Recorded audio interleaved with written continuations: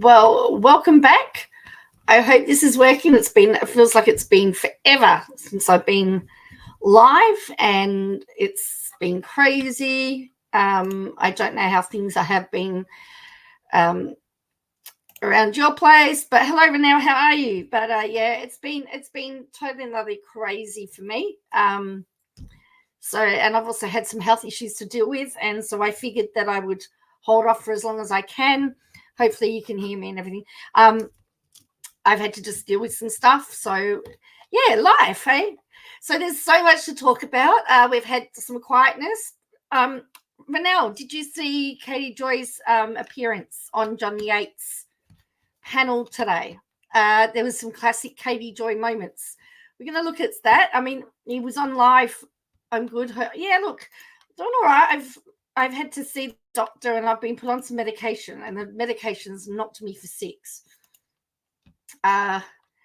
It's sort of knocked me about a little bit, and so I'm hoping I'm going to try and change when I take the medication, because I'm supposed to take it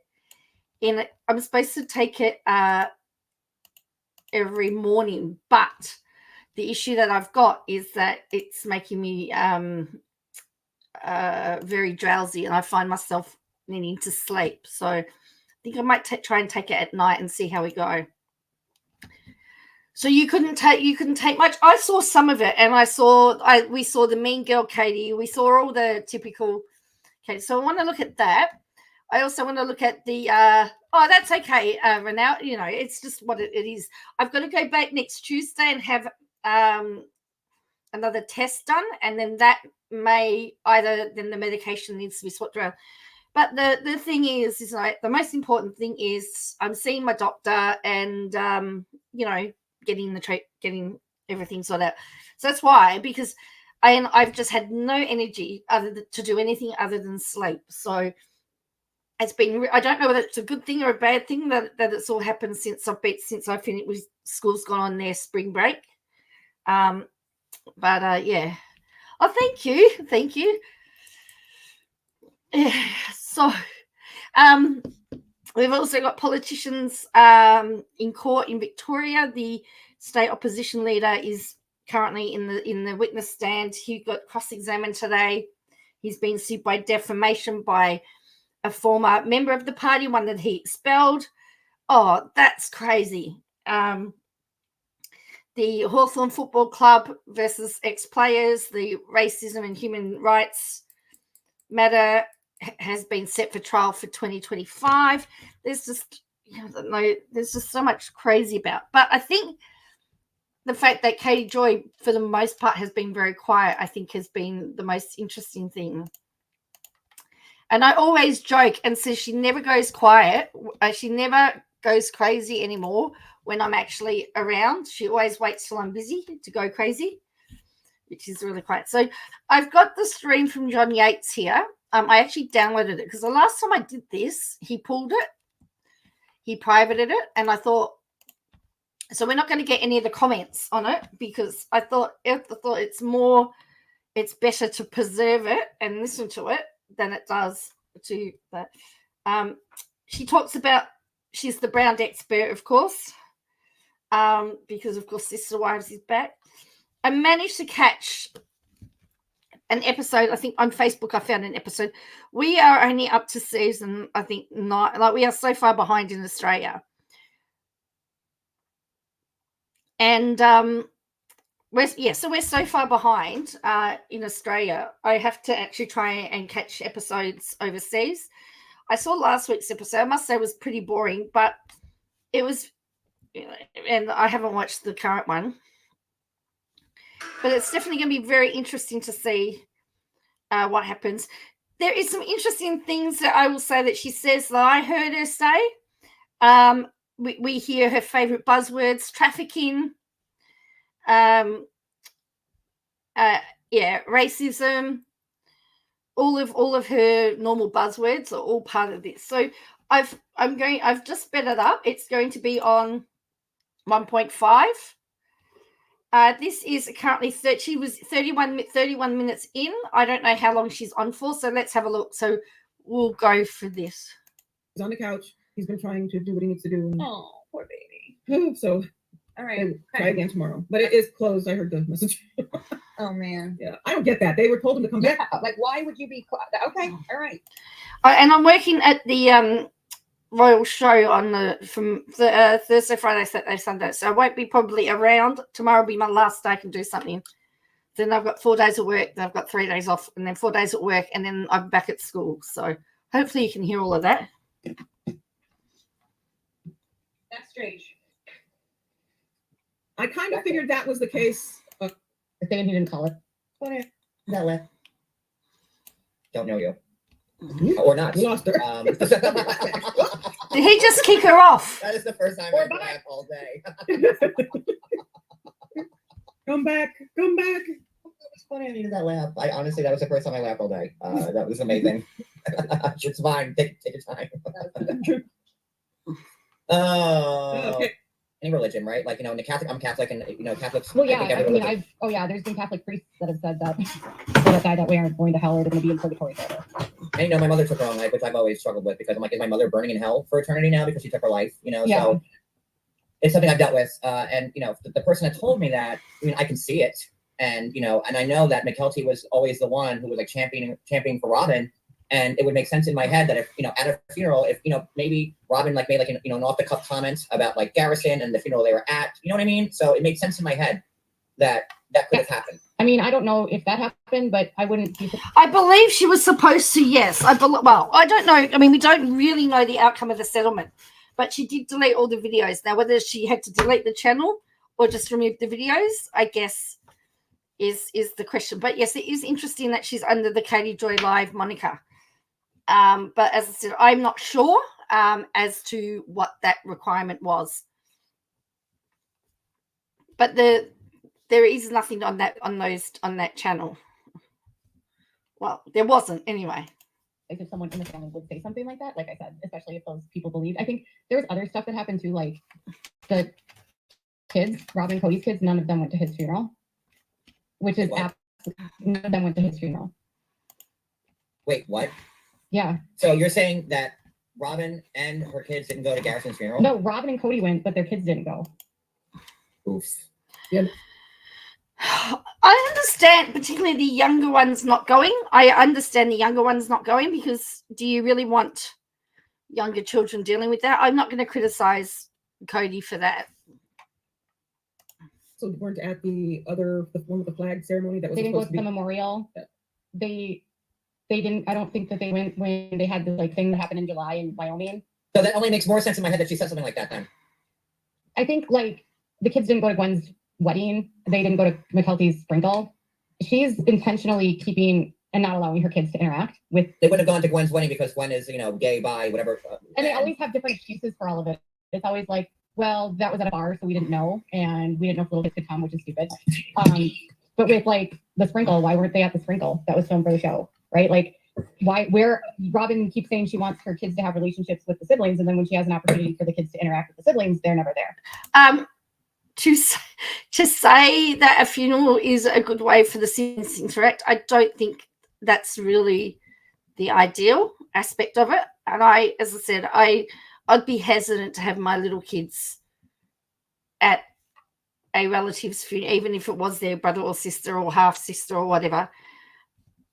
I fully understand why they've tried to shield that from them. As I said, I'm not going to criticize them for that, but for her, it's a big thing. And by the way, when they showed Robin's kids on in the confessional on this episode, they look like they were hostages. Grumpy, like Robin, with Robin's sour face, all meh. I'm like, is it just misery in that household all the time? Because her kids, are young and they look like 18-year-olds. They look like they're 35. They always look sad. Aurora's 22 and Brianna's almost 21. And then for them to look frumpy, and I'm trying to say frumpy is the best word. I'm sure they're miserable. I mean, I can't imagine. I'm sure they had to make that video. I'm sure they were forced to go on. They only ever go on to defend Robin. They never go on any other time. I would say that most people would go public and defend their parent. Wouldn't you think so? I would like to think that if there was lots of criticism about myself, that my children would step in and would defend me. Who talks about young ladies in this way? Oh, yeah, well, that's right. Well, that's all right. It gets worse. Or to do forced things like get their ears pierced with Cody. Oh, that made me sick. Which Cody was against. Yeah. So Even though he had his ears pierced. But with the funeral, I think it was more like there's stuff that's, I don't know. They're just, Cody elaborated and just said that like since the funeral and since everything that's transpired, there's been a lot of opportunity for people to start to heal relationships, and none of that has happened. It's gotten worse. So I think, you know, you would have thought that Cody's on People magazine saying, I wish I could have spent more time with him. And I just, you know, but then he's not actually spending time with the kids that he has. Well, we talked about that last week, like, you know, like exactly what you just said, like that. Oh, he wishes that, like, you know, it's a lesson to be learned, and I thought I'd have more time, and like, you know, bop, bop, bop, bop, bop. But why isn't he spending time with his kids now? What, like, you know, he's got 18, well, now 17. So why isn't he trying to reach out to all of his children, like as a dad, you know, with this hardship that the family faced? Like, I don't understand that. Because he can't humble himself, and he's always the victim that's been wrong. She's talking about a breakdown between Cody and his kids. She has no relationship with her parents, remember? She's not prepared to humble herself and go to her parents. There's, you know, relationships are a two-way street. If one can make an effort, but if the others don't reciprocate, you can't do anything about it. Here she is preaching about Cody having a bad relationship with kids. I guess. I don't know. Okay, so Katie, tell us about this lawsuit. What is Christine? What's going on here? So Christine filed a lawsuit in the state of Utah, in Utah County, and she filed for the establishment of paternity and custody and parenting time, or parenting, whatever you call it, schedule, and then child support. Do you know like the specifics, like on what she's like asking for in terms of like child support or whatever like that? Child support is determined by the initial filing is sealed, but she did request a domestic injunction, which seeks to prevent Cody and her both from disparaging the other, harassment, stalking, violence against Truly, corporal punishment, that kind of stuff. Making sure that communication between the two of them is not hostile or abusive, not allowing him to Truly without like a schedule of where he's going to go with her and what they're going to do.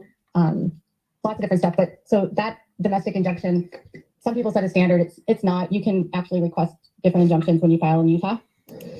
Oh, and of course she's an expert on. Remember, whenever she gets thing about people talking about her lawsuits, they go, but you don't know the state. But apparently she's the expert on all. Esquire Paulson, yeah. Katie, why would she have to do something like this now? Why Okay, hold on. I'm sorry, Brooklyn. I wasn't done. Oh, sorry. It's okay. I'm like a slow talker sometimes. She's a slow talker. I've got her sped up.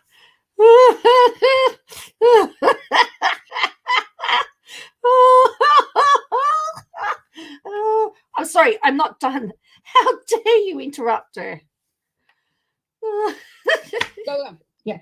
So the domestic injunction is requested by her, depending on what she needs. Like there's other requests that can be made. Like if this one isn't significant enough, she can do another injunction for like stalking and harassment if she feels like there's danger or whatever.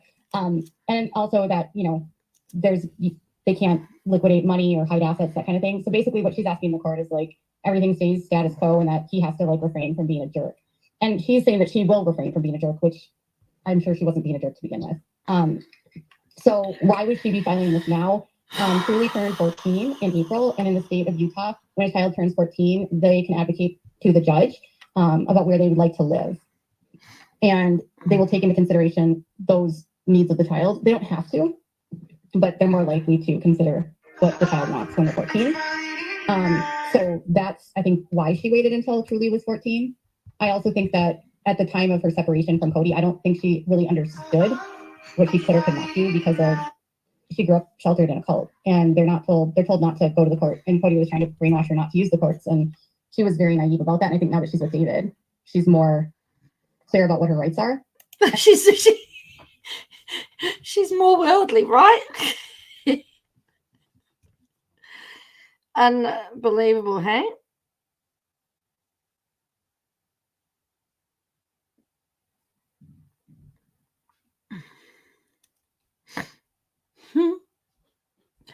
quite scary, really. I think that when it comes to Cody and Robin, it's timely to put their house on the market that she's doing this. I think obviously they're all aware of the money that they have and they've been hiding from everyone.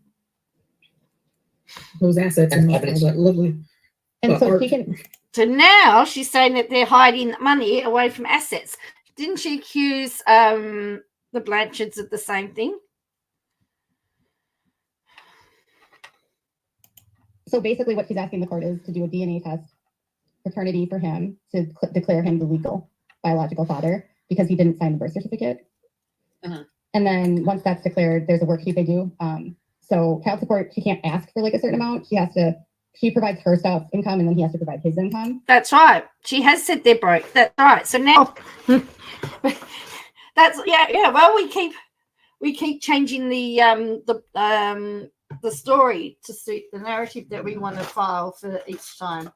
But yeah, she has said that they're broke. That's why they're supposed to be selling the house, right?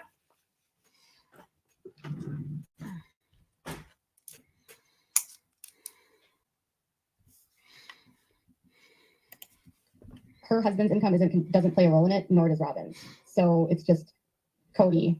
When you say her husband, you mean David. Mm-hmm. Yeah. So being married and having joint income doesn't change. Like they go off of income and off of Cody's income. And then whoever gets primary custody and has the child the most night gets child support. And they have a worksheet standard that's done. So they have to like put everything into a worksheet and then it's out a number and tells them what the payment will be.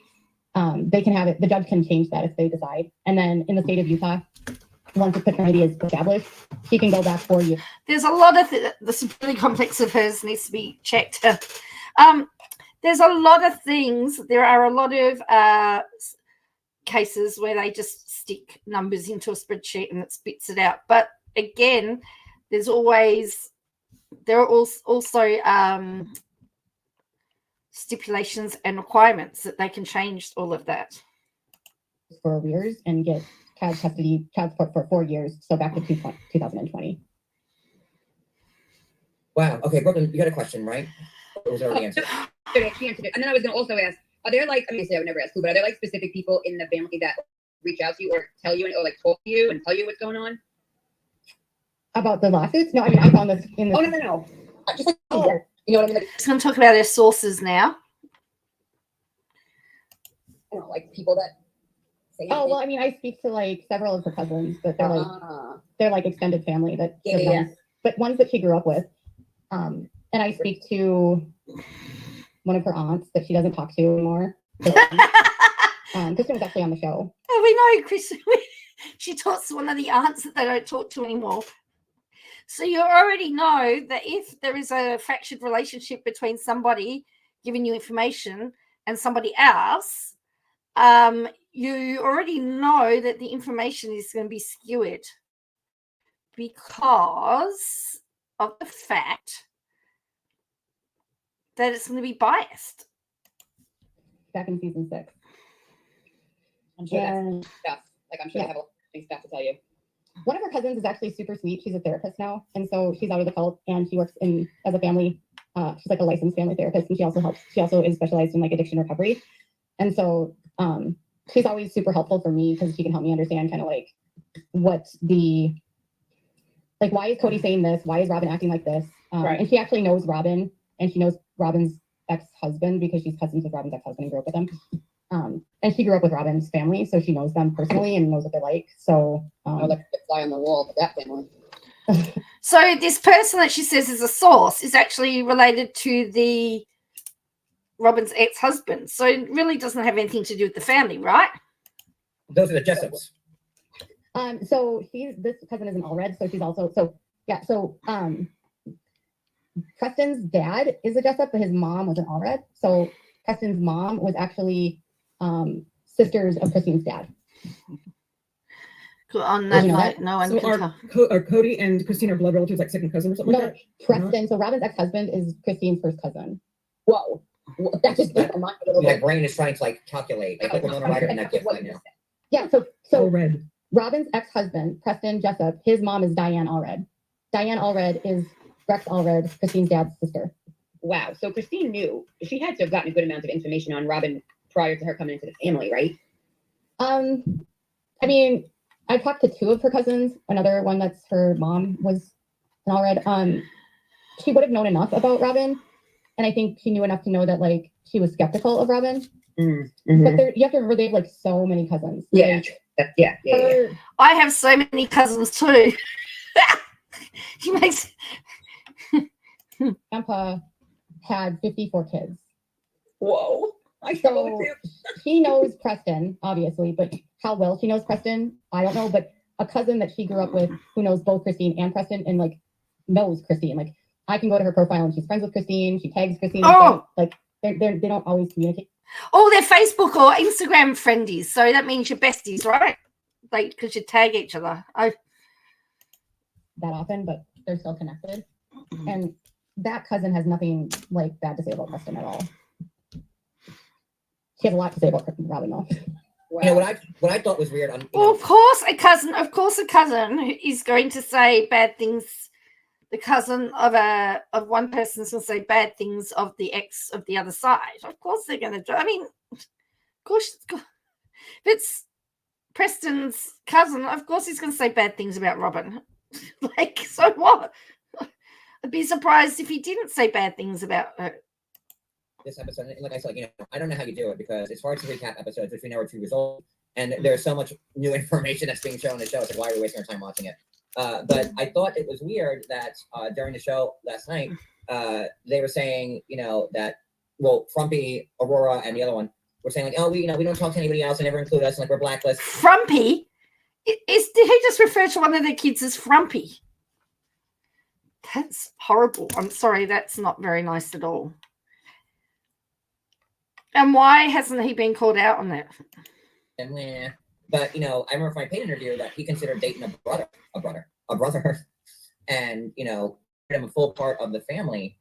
Is there any truth to that? Where like because from what I hear, everyone accepted Robin's kids in, but now they're saying that's a different story. Well, I think with any child blending, there's going to be challenges, and I'm sure kids did say stuff. I mean, come on now, kids are kids. Like kids can say really mean things and then they get over it, right? Like. I'm sure someone down below has said something like that, but I don't think it's true. My grandmother always gave 2 bits of she gave 2 bits of parenting advice. A, never get involved in the fights involving your children with other children, because if you get involved, you and the parents will be fighting and the kids will make up. Where at all possible, let the kids sort it out themselves. That's her first rule. The second rule was don't ever interfere in the relationship between who your children chooses as life partner. Even if they make the wrong mistake, it's their mistake to make. And she always says, whenever you'd say, Grandma, what do you think about you take your boyfriend or to go to meet your grandma and say, Grandma, what do you think? And she says, well, I don't have to live with him. Doesn't matter what I think. So that was her 2 rules. Don't interfere. So there you go. Yeah, if you can live with them, you're good. But they didn't want them included. I mean, as far as I know with Robin, she's lied about her ex-husband so much that they believe, her kids believe that Preston abused them, and he didn't. Wow.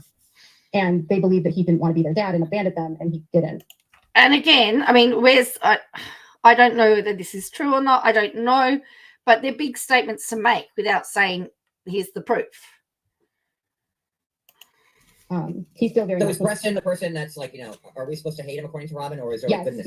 Yes. She calls him abusive. But he wasn't. No, not according to this cousin, and not according. I also speak to one of his nieces who grew up with Aurora and was close to Aurora. Yeah. But again, they might not see what happens behind closed doors. It's easy for you to look at something on the outside. I'm not trying to discount it if it is happening, if it did happen, but you just can't say because the cousin said that they didn't see it. How many times have you been in bad moods with each other and you played happy family because you're a family event? I'm just saying. You can be very careful when you make outright statements like this, in my opinion. Just my opinion. opinions are like backsides. We all have one. Just some are a little bit bigger than others. Was around when we were in their marriage, and Robin was just basically a child addict that left the kids with some of Preston's siblings, and then would go shopping all day and open up credit cards and hide stuff in sheds. Wow.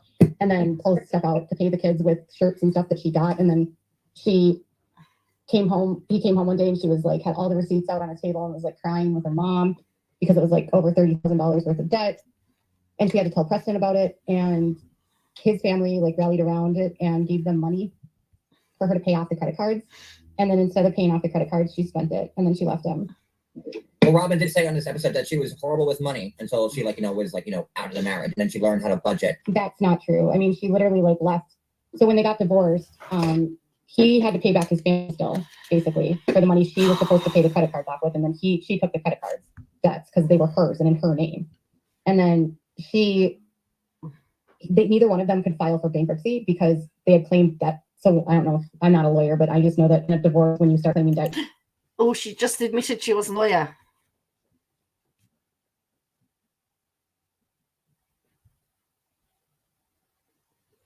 Did you hear her just say, I'm not a lawyer? File for bankruptcy on it. And they had to agree to that as a part of their divorce decree. So he was like broke, no money, owed his family tons of money, and couldn't always pay child support because she left him with nothing. And he ended up having to go back. He ended up going back to school, working doubles and sending money as he could, but Robin destroyed him financially. And then she had tons of debt. And when they were trying to qualify for the houses back in Vegas, don't you remember? She had to go to a credit counselor. And Yeah, like, I remember that. I couldn't even pay for my electricity. I had no money. I mean, he was still getting sued for that kind of stuff in Montana when the show was on air. So this concept that she's somehow better with money now is bullshit. No, I believe that. And like it only goes like to her elaborate bedroom, like with the artwork that goes like from the floor to the ceiling, like that hideous gaudy apartment. That. Well, Serena has a question for you. Katie, have you gotten to speak with the leader of the AUB's daughter by any chance? She's been giving great information on TikTok. Have you talked to her? No, I speak to her sister Emily. So he has 37 kids, I think. So Melanie is the oldest of them, is the oldest sister. I speak to Emily, who is, I think, 10 years younger than Melanie. They've had different experiences, obviously. I've actually had Emily on my channel and interviewed her. Both of them know the family. So so Robin was in financial debt with Preston, and she racked up all these credit card bills. So it would make sense for her to go to Cody, and so basically what happened was Robin wanted to be on reality television. And how so? Like, was that always her goal? Yeah. Preston's niece told me that she was obsessed with being on reality television. And it was well established in the group that the Browns were working with TLC and had already been interviewed by other outlets like the BBC. And it was quite a controversial topic because some of the leaders didn't agree and others people did. So how are you feeling about what all of this is? I mean, again, it just seems like hyperbole, in my opinion. The way that she speaks so definitively about what everyone's up to is very interesting. But Robin basically found out about all of that, racked up a ton of debt, left Preston, and made a beeline to Utah and met up with the family. Is what I have to say on that one. Wow. But aren't they sisters? So obviously she would know the fact. Correct. Wouldn't you would think so, wouldn't you, Renelle? There's just. So she wanted to be famous. And I know that, like, Cody says no and whatever, but yeah. Well, we watched the videos like Robin like dancing like on like when she was 19, like with her hat backwards, thinking she was like salt and pepper. So it would make sense in my head that Robin. She definitely like came into the family with a ton of. I mean, if you watch the really early seasons, I'll talk to the amount of debt that she had and like having to pay for it and but they've never talked about how she basically ripped off the family. And so when the whole family blew up a couple years ago, excuse me. Bless you, I think. Oh, she just sneezed all over the computer. One of the family members reached out to me of Preston's and was like, I just want you to know that like we have been sitting here for 10 years watching this, or 12 years or whatever, just waiting for this to happen because Robin. So someone from Preston's family reached out to her. Why? Oh dear. Like families, this is what she does. She's going to financially and she's going to separate everyone, alienate everyone from her kids and Cody. Basically, she's made her kids believe that Preston is wicked and horrible and abusive, that his entire family in Montana is evil, wicked, and abusive. Hasn't she got her son convinced that his grandparents are evil and wicked?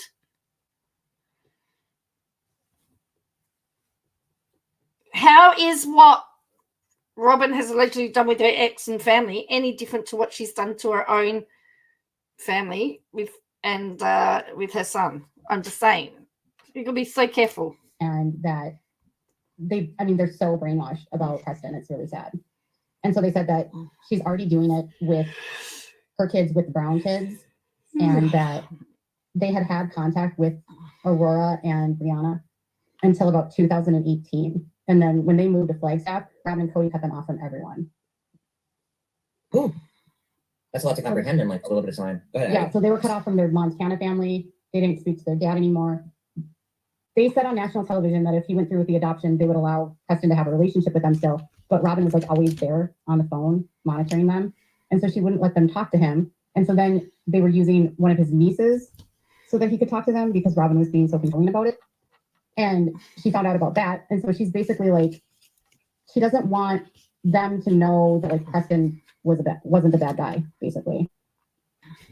And the whole adoption was like coerced and it's bad. So yeah, she's quite happy to criticize everybody else, but yeah, don't mention her family and the relationship with her family. They basically Preston didn't want them on the show anymore. And he had legal rights, obviously, to say that they couldn't be filmed. Right. And Cody didn't like Just like Tamara and Sophia on OC. Is that what happened with them? Well, Tamara's husband Simon didn't want Sophia being filmed on the show because that was her husband, that was his daughter. And for 18 years, we didn't see Sophia. Tamara's been on OC for quite a while, so we saw Sophia as a baby. And then when she broke up with Simon, Simon said, "There's no way in hell that my daughters are going to be shown on the show." And that was the truth until Sophia's turned 18, and now we're seeing her on again. Yeah, Preston didn't want them on the show because he didn't want them to be faces of polygamy, which I think is fair. That's a lot to put on a child. There's a lot of stigma around that. You're making a child be a representative of a criminal lifestyle. It's not a criminal lifestyle. Okay. Isn't it? It's not a felony though, is it?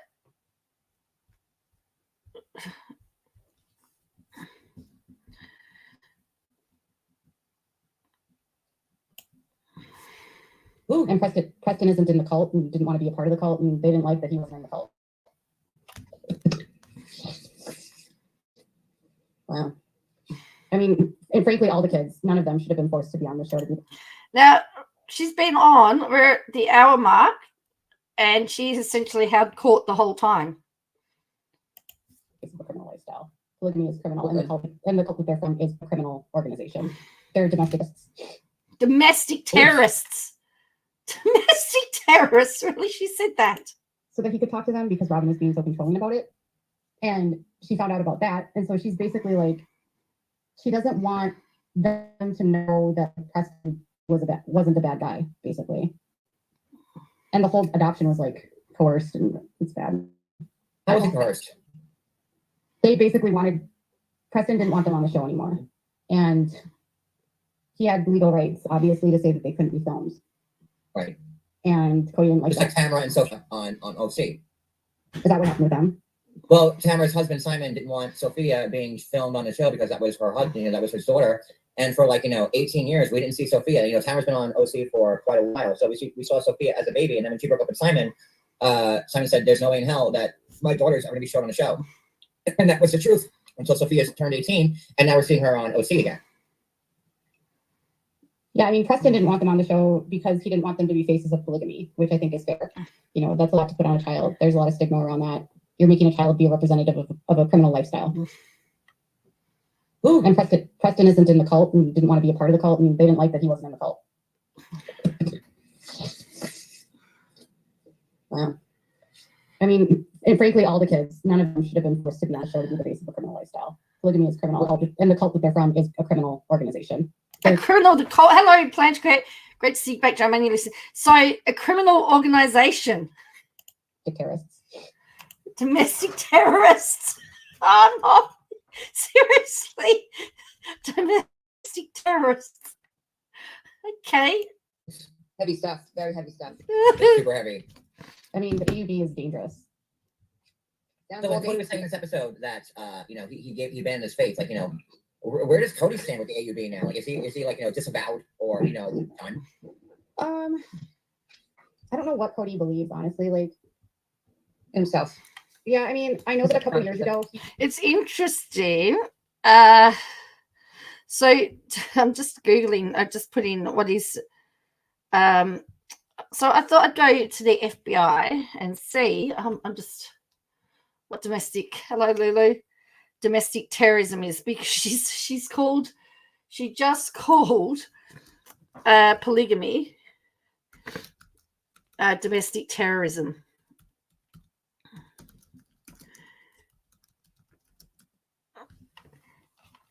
So let's have a look. Oh, let's look. Domestic terrorism. We'll go to the FBI.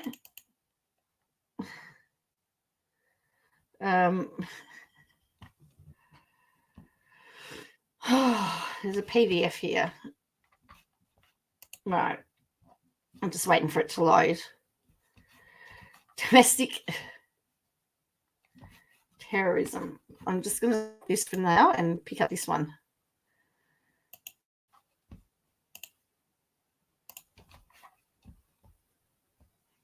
So it's called domestic terrorism, involving acts dangerous to human life that are a violation of criminal laws in the United States or in any states, appearing to be intended to intimidate or coerce a civilian population, influence policy of government by intimidation or coercion, affect the conduct of government by destruction, assassination, or kidnapping, and occurring primarily within the territorial jurisdiction of the United States. This is the definitional statute, not a charging statute.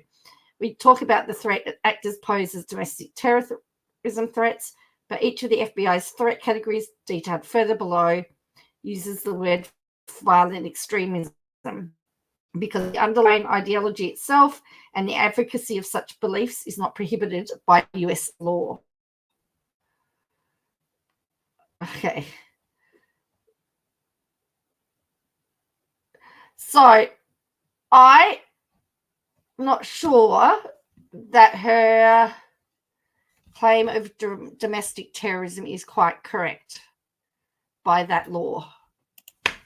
That's the FBI. So I'll just put that in there for you so you can have a read of that, because I want you to be able to see where we get the information from, so you can then look at your own. You can look at it yourself and come up and draw your own conclusions. I'm just going to take this back just a smidgen. Well, I thought she didn't either, but they obviously needed a sister wives expert Plan to Create. I'm so confused. I don't know how this happened. I just saw a note. Somebody had said that she was on John Yates's panel, and I clicked in, and she was saying all sorts of wacky stuff. So let's have a listen to this again. to say they could be bombs. Right. And Cody didn't like Just that. like Tamara and Sophie on OC. Is that what happened with them? Well, Tamara's husband Simon didn't want Sophia being filmed on the show because that was her husband, that was his daughter. And for 18 years, we didn't see Sophia. Tamara's been on OC for quite a while, so we saw Sophia as a baby. And then when she broke up with Simon, Simon said, "There's no way in hell that my daughters are going to be shown on the show," and that was the truth until Sophia turned 18, and now we're seeing her on OC again. Yeah, I mean, Preston didn't want them on the show because he didn't want them to be faced with polygamy, which I think is fair. That's a lot to put on a child. There's a lot of stigma around that. You're making a child be a representative of a criminal lifestyle. Ooh. And Preston is... Now, the other thing is, unless she's actually interviewed Preston, does she really know what his thought processes are? Because at the moment, everything that she's said has been told to her by another party, I'm assuming. I don't believe she's actually interviewed Preston. So she needs to make that disclosure. that disclosure to say, well, actually, the family says that he says X, Y, Z. In the cult and didn't want to be a part of the cult, and they didn't like that he wasn't in the cult. Wow. I mean, and frankly, all the kids, none of them should have been forced to be on the show to be the face of a criminal lifestyle. Polygamy is criminal, and the cult that they're from is a criminal organization. They're domestic terrorists. Oof. Heavy, very heavy stuff. Domestic super heavy. terrorists. I mean, the AUB, Domestic terrorists. dangerous. Sounds So like what Cody was saying in this episode that you know he banned his faith, like, you know, where does Cody stand with the AUB now? Like, is he like, you know, disavowed or, you know, done? I don't know what Cody believes, honestly. Like, yeah, I mean, I know that a couple years ago he was trying to get, around the same time that Mary wanted a release, he was trying to convince them to let him start a branch of the AUB in Arizona, and like use Coyote Pass as a compound area. Creepy as fuck. And now he's not into his religion. Huh? And now he's not into religion anymore after all Well, that. no, I mean, he was doing that the same time he was saying what he said last night. Wow. That's what I'm saying is, like, you can't trust what he says Yeah. on the show. The leaders don't like, the current leaders. So you can't trust what he says on the show. Well, how does she know whether he's telling the truth or not? I don't know how to say this. Okay. The current prophet is a jerk. He's abusive. He abused his kids. And he's just a horrible human being. But the prophet before him was a child molester. That was Lynn Thompson. And that's who he wanted Christine to go to for a release. So he was like, okay for Christine to go to the child molester for a release, but he doesn't want Mary to go to Dave, who's the child abuser. But basically because Dave doesn't like Cody, and Cody doesn't like Dave. Because they're both narcissists. That fits. And he doesn't like Mary either, so. No, well, I don't know. What? I just got really confused there. Who's she talking? Okay. He's a narcissist. Well, no, I mean, he doesn't like Mary, so he doesn't really care where she goes. Oh, well, I think, so when I was talking to one of Christine's cousins, and I asked about, like, why wouldn't Cody go with to the release or whatever, basically what she said is that he would have to get, if he fights the release and he goes, I mean, he would go and have a conversation with them, but he would be held accountable for that. Like, he would be reprimanded for abandoning her. And she claimed abuse and abandonment, I guess. That's what this cousin told me, and she was released. There's I think there's abuse, abandonment, adultery, and addiction that they can claim. And so she was granted release, and I don't think anyone would deny that he abandoned her, you know. But it doesn't so he gets in trouble with them, but it doesn't prevent him, if he were to make amends and repent and start tithing again, they'd be like, all right, you're cool. You come back. He's not excommunicated, but he wouldn't be able to get any new wives right now. They wouldn't give him any new wives. And is Cody, is he shopping for wives? I don't think he is, but is he? A couple years ago, he was.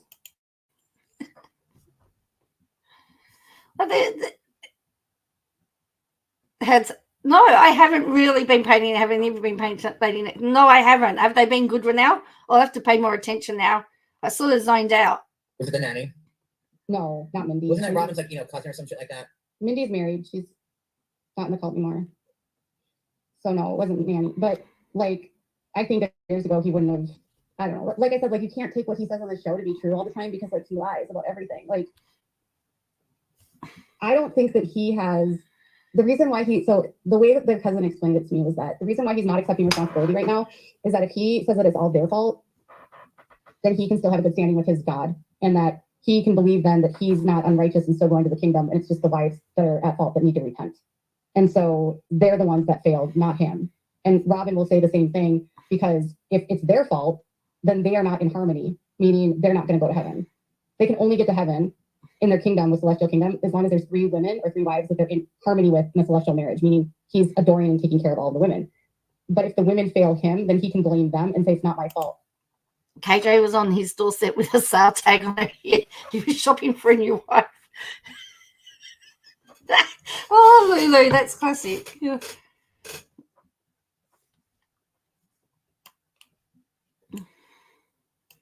They failed me, they need to repent. So that's why he'll blame them.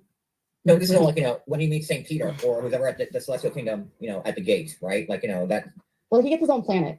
You don't know. What? Yes, that's his whole thing. They're working to be gods and goddesses of their own planet. Yep. And so yeah. Wait, So Abby, what? right now, the way that it is,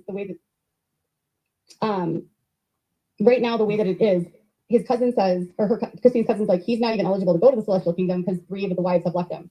And he's not in harmony with them and he didn't treat them well. She said if he would have been a good man, he would have humbled himself and listened to them and tried to help with their feelings and their pain. And she said, not every man in the cult is like Cody. While there's a lot of them that are like Cody, there are some men that are actually not narcissists and will humble themselves. Not all of Can we them. get back to the part like where like they get their own planets? Like, Yeah, like, uh-huh. Addie, you know, you are close to this. Like, Oh, I've just noticed, hello, Grace Lee. I've just noticed she keeps smiling, right? Is she smiling, laughing because she's thinking this woman's no? No, where the one I was in, they don't do planets. They just come back and live on the earth forever in paradise. Sorry, I'm former Jehovah's Witness. Oh, okay. Yeah. So she knows, like, yeah. So the celestial kingdom is like they get their own planet, and basically Cody becomes a god. And I don't know that the wives. It's undecided if women become. that doesn't sound goddesses. Christian to me. It's not. They're No. not Christian. Sorry. They don't believe the same Jesus that Christians believe, but they think they're Christians, but they're brainwashed and they don't actually understand what Christianity is. So they believe that Jesus was a polygamist. Okay, like my mind's They about also to get believe blown that they out. also believe that Jesus is Satan's brother. So there's that. They also What? believe that Adam is God. Adam from Adam and Eve. Yeah. Okay, I'm sorry. Hold on, Abby. What did you say? He's Satan's brother. Yeah. All right, I'm just Yeah, a little tiny. What? Which was that, Addie? Okay, I'm just having a look at this stuff about.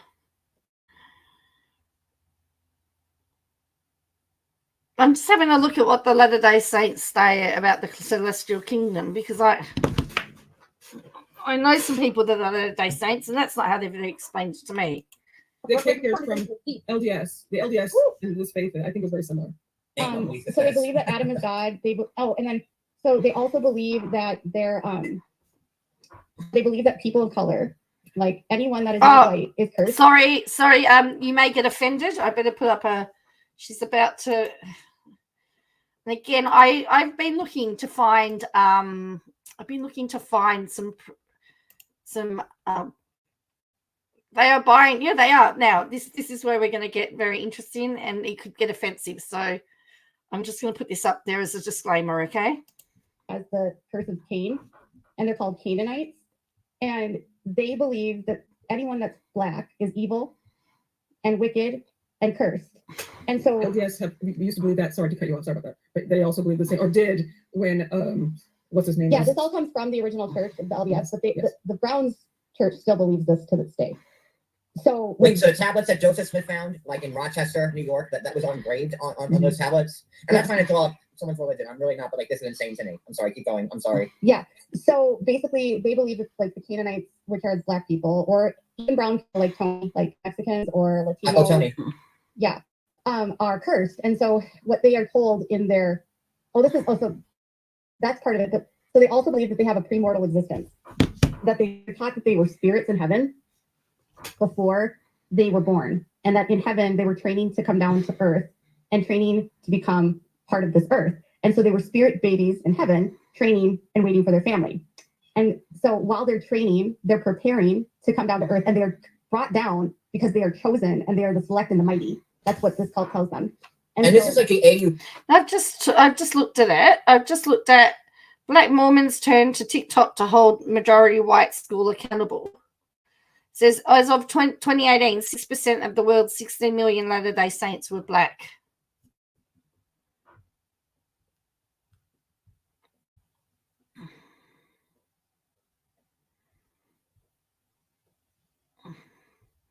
Now she's talking about something. She's talking about something that was original.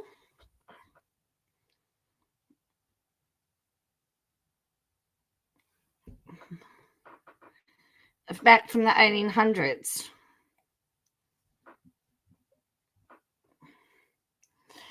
Until from mid-1800s to 1978, the church did not ordain men of black African into the priesthoods or allow black men or women to participate in temple or ordinances.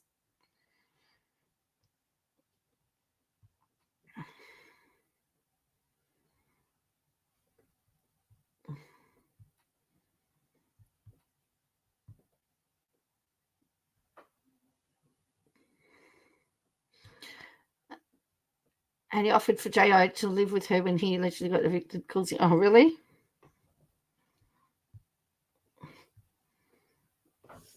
Hello, Ginger.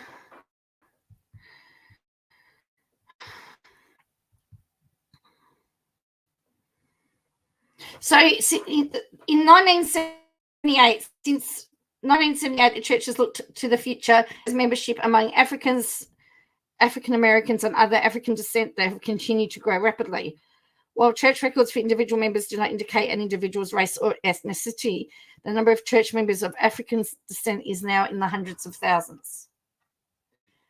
But I don't know. She hasn't shown her face. So she's talking about something that's pre-1978 by the looks of it. Yeah. Basically, This is the AUB. not like the LDS. This is, I mean, it's the same beliefs in the LDS. So the I think- LDS feels the same way. So, well, they used to, but so the fundamentalists basically believe the way it was when Joseph Smith was the prophet and Brigham Young, and the LDS has like erased a lot of their history and tries to pretend like a lot of this didn't happen. So they try to pretend like the racism was never there. They try. That's not what I was just. That's not what I just was reading. They were quite open about the fact that of their history. But anyway, and that was on the Latter-day Saints site. So.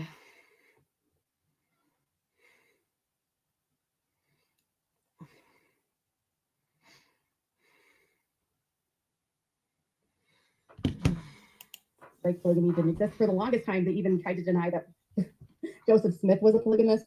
They basically have gaslit their entire congregation to like believe a revisionist history of the church. So a lot of people, what happens is they end up converting to fundamentalism because they go back to the original doctrine and they go through the Doctrine and Covenants and they go through the. Actually, there was something about, I was reading something the other day that talked about conservative, Orthodox, the Orthodox religions becoming very popular again. And why is it that people are going back to an organized religion or anything? And it's to do with being accepted. I mean, apparently, according to this MRM, there's about 7,500 people in the AUB, to be honest. So she's going after 7,000 people. Books that were written by and chronicled the teachings of Brigham Young and the prophets that followed him and Joseph Smith. And they learned that the church today has basically erased a lot of the beliefs. And so want to be as true to the original prophets as possible. So they also believe in blood atonement, meaning they believe that they can, people need to die for certain sins. And I thought being Catholic was. We've moved from polygamy sub LDS, now we move to film. And I'm just reading this, that unlike the Latter-day Saints, Kingston, or the FLDS groups, the leaders of the AUB do not dictate marriages, which provides freedom for members to marry whoever they want. Incestuous marriages are not allowed. The Utah Attorney General, they put together a book called A Primer, a guidebook for law enforcement and human services agencies who offer assistance to fundamentalist Mormon families. It says the horizontal tango, I've just added that in, but you know what word it is. It's only allowed between married couples and children are not recruited. The church discourages first-time marriage under the age of 18 and no plural marriages can take place under 18.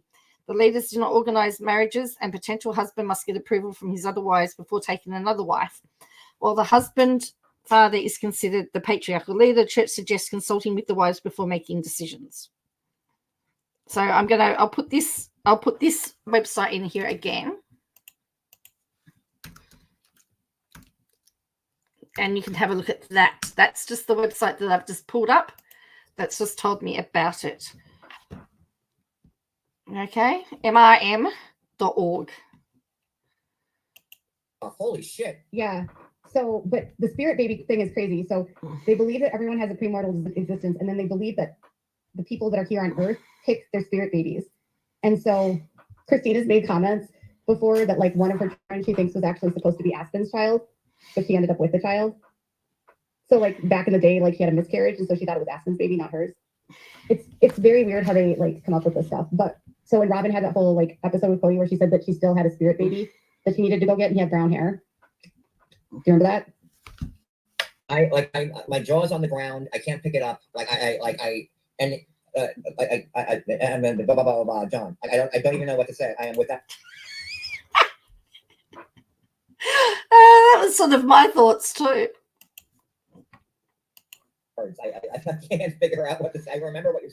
Yeah, but like now that you're saying this, like I'm rethinking everything I've ever heard on So this show. basically, Now. when they say that they're spirit based, so basically what their church teaches them is that they need. So they've got somebody who is an ex-Jehovah's Witness, and yet she's not listening to what this woman's perspective might be. She is really discounting this woman's experience. Go and populate the earth because they need to stop the Canaanites who are cursed, meaning the black And the people. Canaanites being like, anyone that's not white. Yes, they need to stop the Canaanites from taking over the country, and they need to purify the country as much as possible. So they're a white supremacist cult. And so they're taught from birth that it's their job to have as many babies as possible so that they can take all of the spirit babies from heaven and prevent those spirit babies from ending up with Canaanites or black people.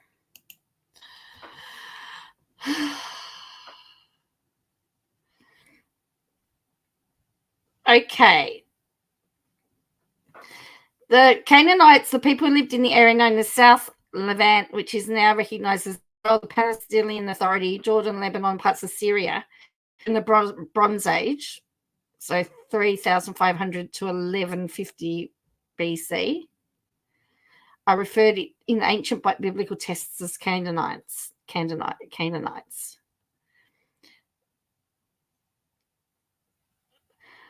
So according to the Canaanites descended from a mixture of an earlier Levantine population and migrants coming from the Caucasus region of modern-day Iran. So there you go. So apparently today a Canaanite, which makes no sense, right? Because the Canaanites sound like they would be from the Middle East, so they'd be just a little bit dark. I don't understand how they've got Canaanites. I don't know. It's not making any sense. Oh my God. Wow. So when Janelle says she still believes in the faith, you feel like, And this is a faith that all 18 children grew up believing in. yes. Sweet Jesus. I don't even know what to say. So, like Gwendolyn has stated that some of her siblings still have racist views, and I don't know who she's talking about, but I would assume that would be accurate. I don't know. I mean, like Logan is not. He is very progressive. I don't know where the other. Oh dear. So now she's. That's right. Wait till you hear. She starts the accusations about trafficking and all this sort of stuff. Stand, but it wouldn't be shocking if some of the siblings were racist. It wouldn't. Cody is very racist. Well, is Peyton one of them? Because we know that Gwendolyn and Peyton have, He's never called him saw eye to eye. racist. He has called him racist. I don't know. He says he's not. He also says he's not misogynistic, and he is. He also says he's not homophobic, and he was like misgendering Leon and making. I Really... didn't get that from him. I didn't get that vibe from him as like misogynistic and Oh God, yeah. really. But then Peyton came on my line. When the Mormons come knocking on the, she wouldn't answer the door. She wouldn't answer the door, and she'd be looking through her webcam. 3 hours with me, Yeah, he was being very misogynistic and really homophobic and transphobic. About Really? me. I didn't get that either. He said that he does kind of, he's a lot like his dad. He said that before on his own TikToks and stuff, that he and his dad have a lot of the same. Now I've heard from this part here. Yeah, the same, and how he is kind of bold like his dad. I think what he meant was his And narcissist. Like if you remember, Christine had mentioned when she wanted to move in, when Gwendolyn wanted to move in with Garrison and Gabe, she was concerned because they have very different political views. Gabriel's views are very similar to Cody's. I don't know. I mean, I don't know these kids. They're young. They could change. I mean, they're all Yes, but no, we're not. Listen. Oh yeah. Oh yes. Listen. How dare you? But she's right. The young kids, and you can change your views as you get older and you learn more, right? They are indoctrinated, but this is like Yeah. it's talked about on the show because no one would watch it if they knew the truth. They believe in blood atonement, meaning they believe that they can don't need to die for sins. Trying to dog someone's religion. I'm like, this is insane to me. I'm sorry. Keep going. I'm sorry. Yeah. So basically, they believe it's like the Canaanites, which are black people, or even brown people like Tony, like Mexicans or Latinos. Oh, Tony. are cursed. And so what they are told in their, this is also, that's part of it. But so they also believe that they have a premortal existence, that they're taught that they were spirits in heaven. Listen, Linda. Before Yes, that's right. How they were dare born, you? And that in heaven they were training to come down to earth and training to become part of this earth. And so they were spirit babies in heaven, training and waiting for their family. And so while they're training, they're preparing to come down to earth, and they're brought down because they are chosen and they are the select and the mighty. That's what this cult tells them. And so, this is like the AUB? yes, Specifically? this is the AUB. Not like the LDS. This is, I mean, it's the same beliefs in the LDS. So the I think. LDS feels the same way. So, well, they used to, but so the fundamentalists basically believe the way it was when Joseph Smith was the prophet and Brigham Young, and the LDS has like erased a lot of their history and tries to pretend like a lot of this didn't happen. So they try to pretend like the racism was never there. They try to act like polygamy didn't exist. For the longest time, they even tried to deny that Joseph Smith was a polygamist. They basically have gaslit their entire congregation to like believe a revisionist history of the church. So a lot of people, what happens is they end up converting to fundamentalism because they go back to the original doctrine, and they go through the Doctrine and Covenants, and they go through these books that were written by and chronicled the teachings of Brigham Young and the prophets that followed him and Joseph Smith. And they learn. Could you imagine? I can't wait till she's giving her evidence, and when she's in court and she's saying, and the judge says, excuse me, Miss Paulson. And she goes, will you just let me finish? I haven't finished. Don't you interrupt me. I can't wait for her to do that to a judge. That will be very interesting, wouldn't it? Because that the church today has basically erased a lot of the beliefs. And so they want to be as true to the original prophets as possible. So they also believe in blood atonement, meaning they believe that they can, people need to die for certain sins. And I thought being Catholic was rough. Holy shit. Yeah. So, but the spirit baby thing is crazy. So they believe that everyone has a premortal existence, and then they believe that the people that are here on earth pick their spirit babies. And so Christina's made comments before that like one of her children she thinks was actually supposed to be Aspen's child, but she ended up with the child. So like back in the day, like she had a miscarriage, and so she thought it was Aspen's baby, not hers. It's very weird how they like come up with this stuff. But so when Robin had that whole like episode with Cody where she said that she still had a spirit baby that she needed to go get, and he had brown hair. Do you remember that? My jaw's on the ground. I can't pick it up. I'm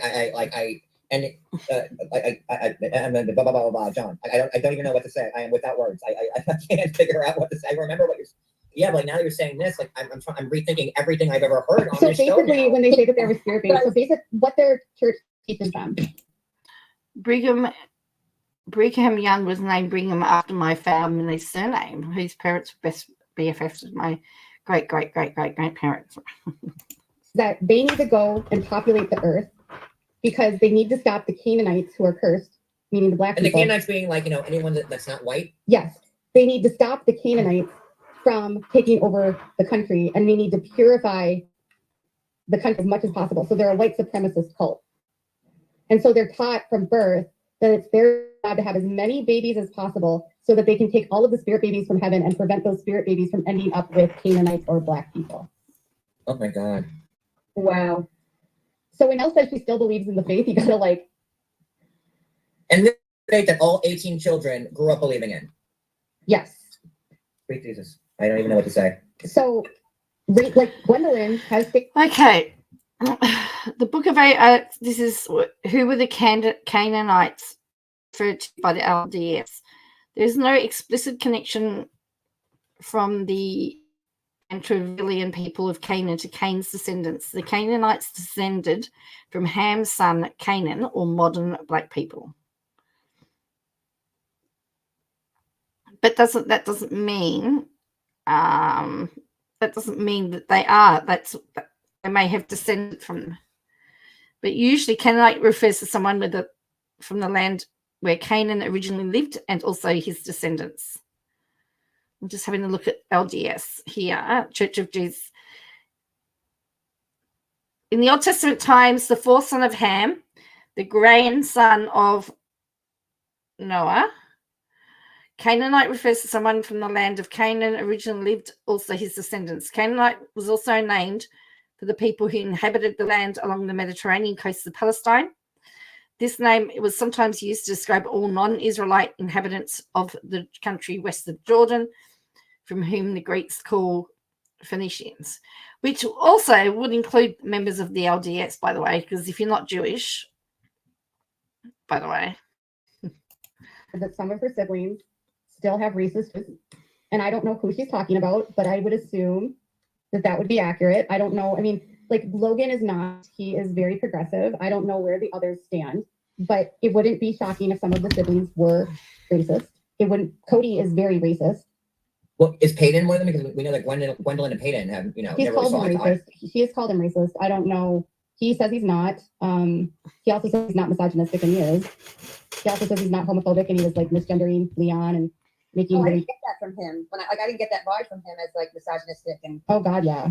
really. I mean, Well, even then, you know, Peyton came on my live and spent 3 hours with me. Like, you know, Yeah, I he would was say- being very misogynistic and really homophobic and transphobic. about really, it. I didn't get that either.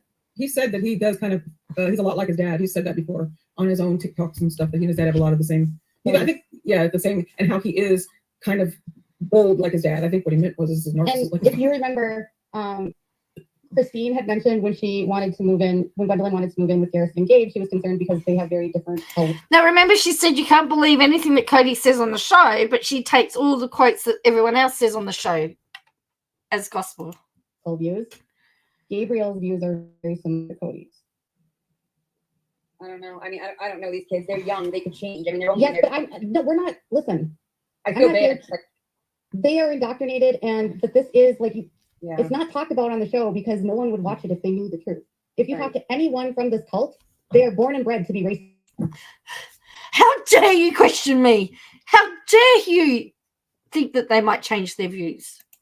They are born and bred to overpopulate the world so that Canaanites can't take over. They have genealogy groups where they can go, like they literally have a website that they log into where they can look to see if their current someone that they're interested in has any black in them. Because fathers in this group will tell their daughters it would be worse, like the biggest sin that they could ever commit would be to marry a man that's black. What about Tony then? Well, you saw how he was received when he first came into the family. so maybe that's See, why this she one, he married said him. all women are crazy, emotional, and liars. Like, Oh yeah, my God. he was misgendering Leon. I don't know. Like, I watched it and I was offended. Like, Peyton has, he's, you know, he's a bombastic kid, but I think I something. thought that Peyton was like nothing but forthright and genuine when I interviewed him. Oh, really? And I he, don't- like, he went on a tirade calling Mary abusive, but he literally was so abusive to Gwendolyn. I was just saying. But that's I a sibling thing, though, Katie. Like, Yeah, that's a not sibling always. Like, Yes, now here's a big argument about siblings can fight. And she doesn't like that either. be left alone with Gwendolyn. I don't know what happened there. Yeah, we don't know what happened because they're siblings, and it's, you know what I mean. So like, I don't know. He's I don't- 6'6" and Gwendolyn is not. He was But always. there's, I don't there's, know. there's a difference between like being a sibling and a sibling Exactly. relationship. You know, all siblings fight. You know, and granted, we don't all have like 17 brothers and sisters running around. Right? Yeah. You know, most families don't. But Okay, that's fine. That's fine. I'm not saying all I know is that he has admitted to abusing her. He's admitted to it. And Gwendolyn calls him the most. abusing her how? He's hit her. I mean, my brother beat the shit out of me. Yeah, but that's not okay. Even me and my sister. Yes, but because okay, Brother. You can be unapologetic to like abuse. No, Katie. I'm not going to be on a panel that's apologetic to abusers. And their point was that siblings fight. It doesn't make it right, but you fight with your siblings, right? But she's not. They are not. She does. She's not here. So she's saying that brother didn't beat her up, or she didn't beat her brother up. It doesn't make it right. It's just like what you do. Siblings always fight. Here, that's like That's a lot to digest. He has literally been on TikTok live and admitted to hitting her an adult. Like, you know, listen, I haven't talked to Peyton since right? Like, you know, I tried to talk to him afterwards. I'm like, you know, after I interviewed him, hand to God, he asked me to take it down. He asked me to take it, and he goes, the family's unhappy with me for doing the interview. And I said, I go, the floodgates are open. Like, you know, the whole world's talking about the interview. Like, if I take it down, everyone on TikTok, YouTube, Well, it works. Instagram, they're all talking about it. Of course they were, because he said that Mary abused McKelty, which she did. Mary, okay, so here's the thing. And I'm going to just tell you guys a very uncomfortable component about this. Okay. The children are, I met a single person. All right, you need to listen to this because this is pretty. I find this to be disturbing. cult that has not been, I've not met a single girl that has grown up in this cult that hasn't been sexually abused. Not one. Like, this is what. Are you saying that Mary's sexually abused? No. I'm saying I have not met one girl from this cult that has not been sexually abused. There is This cult sexual in general, abuse, or like this cult meaning the Brown family? the AUB. Okay. There is the sexual abuse in this cult is prevalent. It's in almost every single family. It's not uncommon for it to be brothers and sisters, or cousins on cousins, or uncles on nieces or nephews. I mean, there's Like, I get that. We've seen our share of, like, different polygamy shows, like, escaping polygamy. Like, we all know that incest is a big part of it. Yes, and incest was a very big part of the AUB. There were leaders, just like in the Kingstons, that were raping their daughters and believed that they were from Jesus, and they had to have a pure bloodline with their daughters. That's their cult. That's actually Mitch's grandfather. Yes, it is. What on earth is she talking? So she is implying, without saying it outright, that the Brown girls had to have been essayed. That's what she's essentially implying. So Aspen's, his grandfather, was actually excommunicated from the cult when a bunch of his daughters accused him of rape, and they had children with him. Now she's also using the full words on somebody else's panel. Remember too. Well, that's what the implication is right now. Is that they've all been, and that's what it would seem to be. There's another leader from this cult that was arrested in 2001 or 2, that was raping his wife's daughters. And you can say on the R word. Oh, sorry. S-A, the daughter, and his wife, who's actually his cousin, helped. So he was also participating in that. And then he was on the council, meaning he was one of 7 men at the highest level. And when he got excommunicated in his prison, the current prophet at the time was Owen Allred. He just pretended like he wasn't anyone in the cult. That's a lot of horrible stuff. Like, this cult is horrible. They have a militia. She's also now going to. Now we know that Ben Brown, or Benjamin Brown, has disowned himself from Katie Joy. I've seen the texts, and I know our friend without a lawyer sent him a question about Katie Joy on his TikTok thing that he answered. Well, without a lawyer. Okay, as a sister watcher, she's missed the first 15 seasons. She's off the charts. Her first reporting came from write-ups and media reporting. She admitted she'd never watched things from the start. Now, you're going to hear what she says about Ben Brown, which is different to what I've seen and heard. Guns. I talked to an ex-member in the summer, and she's pretty sure that her brother's wife was trafficked as a minor from Mexico and brought up to Montana, and she was brought up here without any papers. Now we've got the trafficking claim. And she was 15 when her brother married her as a second wife. 15 miles from Mexico, bringing them into Utah and Montana because they have a serious. Question: wouldn't that be opposed? Wouldn't that mean that they're Canaanites? They're bringing Canaanites in. Genetic defect that's happened because of all the incest. It's called GAD, and it's like a neurological GAN, GAN. And it causes like neurological issues, super tight curly hair. The kids barely live past like 5. And we're in the cult now. So they're trying to get in fresh blood and been trafficking girls. Can you believe this? Okay, Katie, do you believe that this is being, like, a tenant of Cody Brown's faith, and like he's bringing up his kids, or they're all mostly adults with their own kids now, but do you believe like that this is how Cody Brown raised his children to be? I wouldn't be surprised if the girls have been sexually abused, but I don't know their stories. Like, there you go. I wouldn't be surprised if the girls haven't been, you know what. That's the thing. We'll never know their stories as long as they're on the show because they have to protect the show. Mary's really abusive and like physically beat some of his wives. Like one of his wives, he beat her so badly that she was knocked down the stairs so severely, and she left. He had 5 wives, but all of them left him except for Bonnie because he was abusive.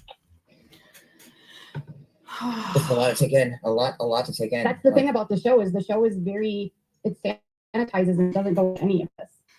Like. So with my page, let me ask you. Yeah. So what did you think was like, where did you think he was lying, or like, Jesus Christ, you just gave me a lot of information on here for the first time. I'm trying to digest it.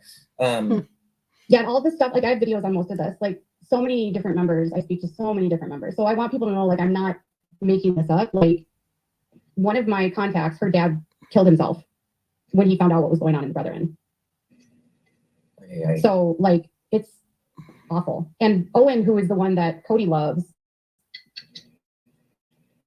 he ripped off an actress named Virginia Hill, stole like millions of dollars. They hid the cans in walls in like tin cans, like, you know, vegetable cans or whatever. They stuffed it. They stuffed money that they stole from this actress, and they put them in a wall in a bathroom. What do you think that Mary's done? You know. Oh, I think Mary's been physically abusive. Physically abusive. Has anybody been sexually abusive? I can't. There we go. Look at that. She can't. If she'd watched the last 2 seasons, she'd know the 3 wives who'd left would have spilled if they'd. Well, that's what I reckon too.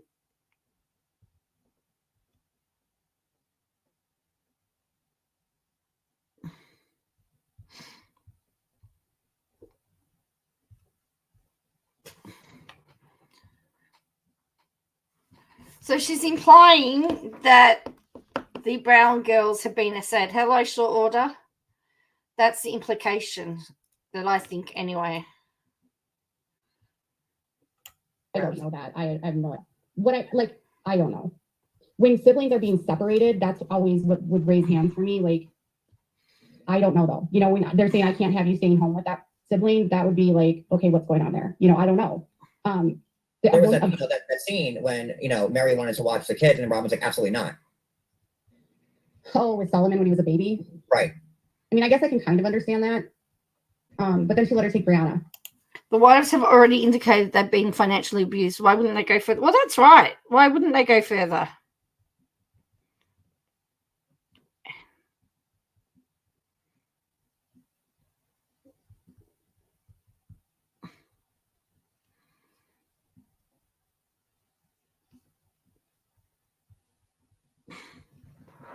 She doesn't travel, she's not educated, and speaks with authority on cultures that she knows she's dangerous. Yes, and about law and yeah,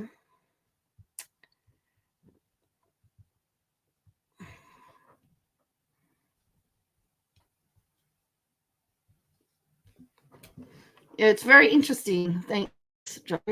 Got to go. She's all right. See you now.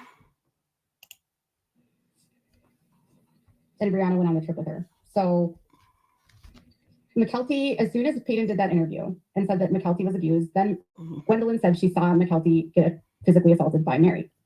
And then McKelty went on damage control and put out a video on her Patreon, and she said that she doesn't remember. But McKelty refuses to be in the same room with Mary. She gets visibly upset when she watches Mary on the show. Oh, you've only caught the first half. Oh, sorry, I'm jumping late. This got me rolled up. I've been watching this show since before it was on your radio. Yeah, it's interesting, isn't it? Oh, yeah, she had me all rolled up too for a bit.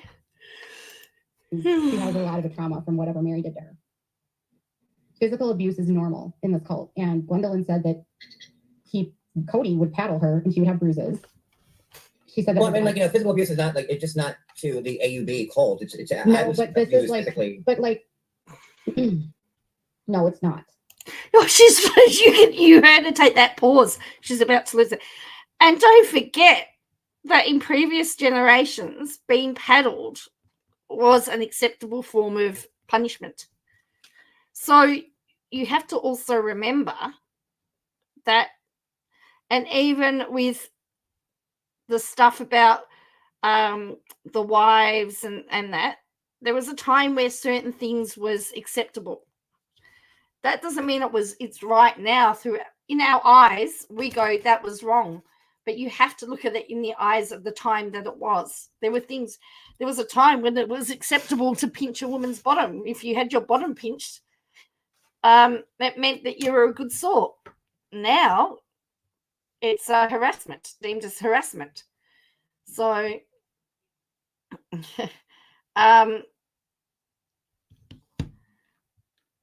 So you have to understand the time of what was happening when these actions occurred.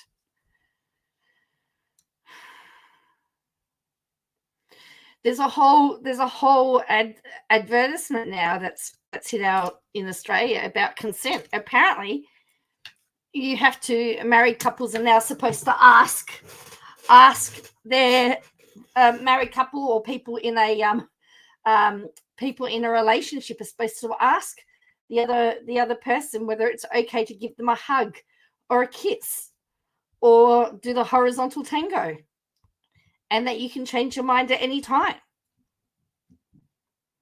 It's now not acceptable to see as one person in a relationship as your property, where before it was acceptable. A wolf whistles while walking. See, I still get excited if I get wolf whistled now. I get really excited, I have to say. Maybe you get to a certain age now where you go, I take it as a compliment now. I get really excited if I get wolf whistled. But these kids don't have birth certificates. They're invisible children. Like Emily Lee, who's the daughter of Dave Watson, who's the current prophet, was on my channel, and she spoke about her siblings, whose mother, they were her half siblings. Her mother chained them to beds and beat them and starved. She told stories about her dad. I don't know without a lawyer, but I've got myself into these romantic, like there's these real short and everything. I found that you can get them all on Daily Motion. I've been addicted to all those love stories. Oh, me too, Joan, just not as much. Lots going on in the city. Oh, yeah, I get really excited now. And even my daughter will say, Mum, that's not nice. And I go, oh, for me, it's an honor. Oh, dear. Home on the days that he would be there, and she was beat with a 2x4 and had a sliver that was like, I don't know, in like a foot long in her leg. And putting her brothers up by belt loops on the door, like using their belt loops as a hook, and then beating her brothers with 2x4s. It's not like, this group is vile. Do the authorities ever get involved? Everything is so hidden. Like I can't even. Because like Christine's, like a lot of kids that are in this cult don't have birth certificates. They're invisible. Like children dying in this cult is normal. Oh, thank you. Lulu, everybody, my daughter just had her first paid published piece in a magazine. I'll have to find it and I'll have to share it for you. About how to have difficult conversations with clients. Like you're going to do a treatment on them, but you notice that like there's a mole or something that looks out of shape. How do you have those tough discussions with your clients? Yes, I'll make sure that I'll post it. Give me a moment and I'll find it. So when Garrison died and the way that the family just moved on, like it just was a thing that happened and they just kept putting out content and stuff, that's normal because children die in families all the time. But how normal is it that they take their life by S instead of like, I don't very know. normal, very common. Suicide is super common in that cult because of like the lost boys and kids and the boys getting shunned by their fathers and kicked out of the group. Garrison was kicked out and shunned by Cody because he was competition to Cody. But wasn't Gabriel and Logan and all the other males, Cody only talks to Robin's family. So if that's the logic. All of his boys that don't obey his rules are kicked out and shunned. They're lost boys. They're competition. Why he's mad at, why the root of his anger at Garrison was? That Garrison called Robin. With the Christmas thing, that issue? No, about like the COVID rules. Cody doesn't let any man speak to his wives. But wouldn't Robin be his, his mother? Because, they're all mothers, right? Once they're adults, they're competition. What? Oh my God. Sadly, this is true. It's absolutely true. You ever watched any of the shows about polygamy and escaping polygamy? Even if, some people have an issue with the story. I watched that. I'm the informer. I watched that. But the boys are, like she says, competition because there's X amount of girls that are needed. And if you have all these boys, they're fighting for the wives. They're fighting to get the women. So yeah, every man needs 3 women to be in harmony with. And so by nature, only 33% of the men will ever become polygamous, meaning they cast out 66% of the men. And so young men, the sons that are disobedient, are cast out. And Cody doesn't let anyone speak to Robin unless he says so. And I've talked to many people that know Robin that have told me that. Like he's very controlling of Robin. And he was mad because Garrison called I think she's model beautiful as well. Oops, sorry, that didn't work very well. All right, this is it now.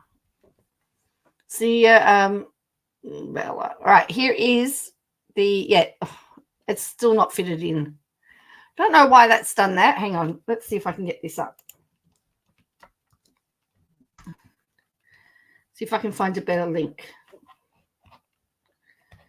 Where are we? Hopefully the link works. Otherwise, we're in trouble, aren't we? Oops, there we go. Share. Oops.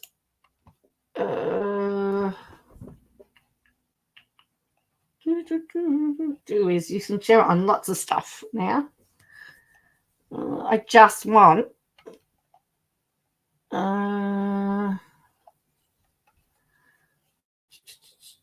We'll do it like this.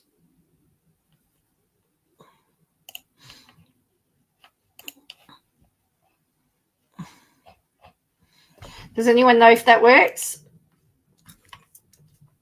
See now how ridiculous the 7M cult compared to this background. Well, that's right. It's very ridiculous in retrospect, isn't it? All right. Robin. And it's Robin was angered because like you don't speak to another man's wife, even if you're the son. It's a sick cult. Everything I heard, I want to throw up on just now. I can't wrap my head around it. The sons do, and someone said the sons end up homeless. So some of the big problems that happen in these groups.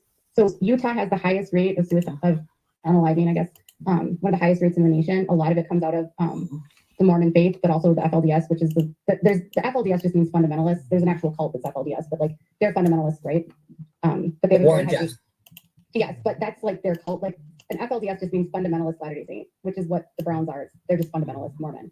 So there's a very high rate of unaliving of the young men and a super high rate of addiction. So when a boy is cast out, they don't learn abstinence from alcohol is all they know. And even like if someone drinks one beer, they will be labeled an alcoholic. So like the cult is so severe when it comes to that like they don't understand that like you can become an alcoholic. They don't comprehend because they're told that one beer makes you an alcoholic. So it's like once they have one, they're not taught moderation or how to do it responsibly. And so a lot of people come out of these cults with a lot of trauma. And they're dissuaded from using psychologists or psychiatrists or doctors because those people would actually help you realize that your abuse is from the cult and help you get out and realize like the cycle is in your family and it's part of your faith.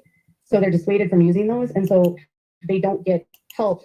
And so to cope, they turn to substances. And we know that Garrison had a severe drinking problem. Yeah, so she's back on that train again. I'm just trying to see if I can find it, what page it is in the article, and I'll give you the link to the magazine.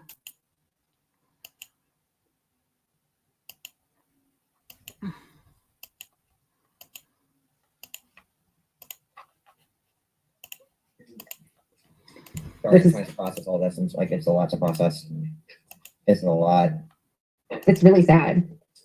So when Garrison passed away, a lot of people got upset because I said that he was a lost boy, but he was a lost boy. And alcoholism and drug abuse is very common with the lost boys, so is unaliving. Lots of homelessness.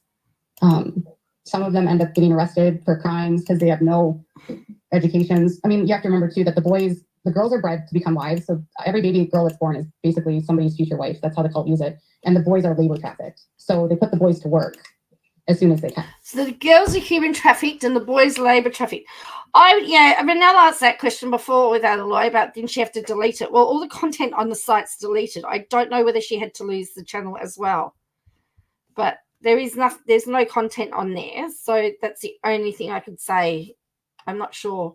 Because I don't know what she had. We don't know what the judgment was, what she had to do. And so if they're going to the school, which is the school that the Brown kids went to before they moved, a lot of they have cousins that didn't even get to go to school and were just basically labor trafficked by Cody's brother.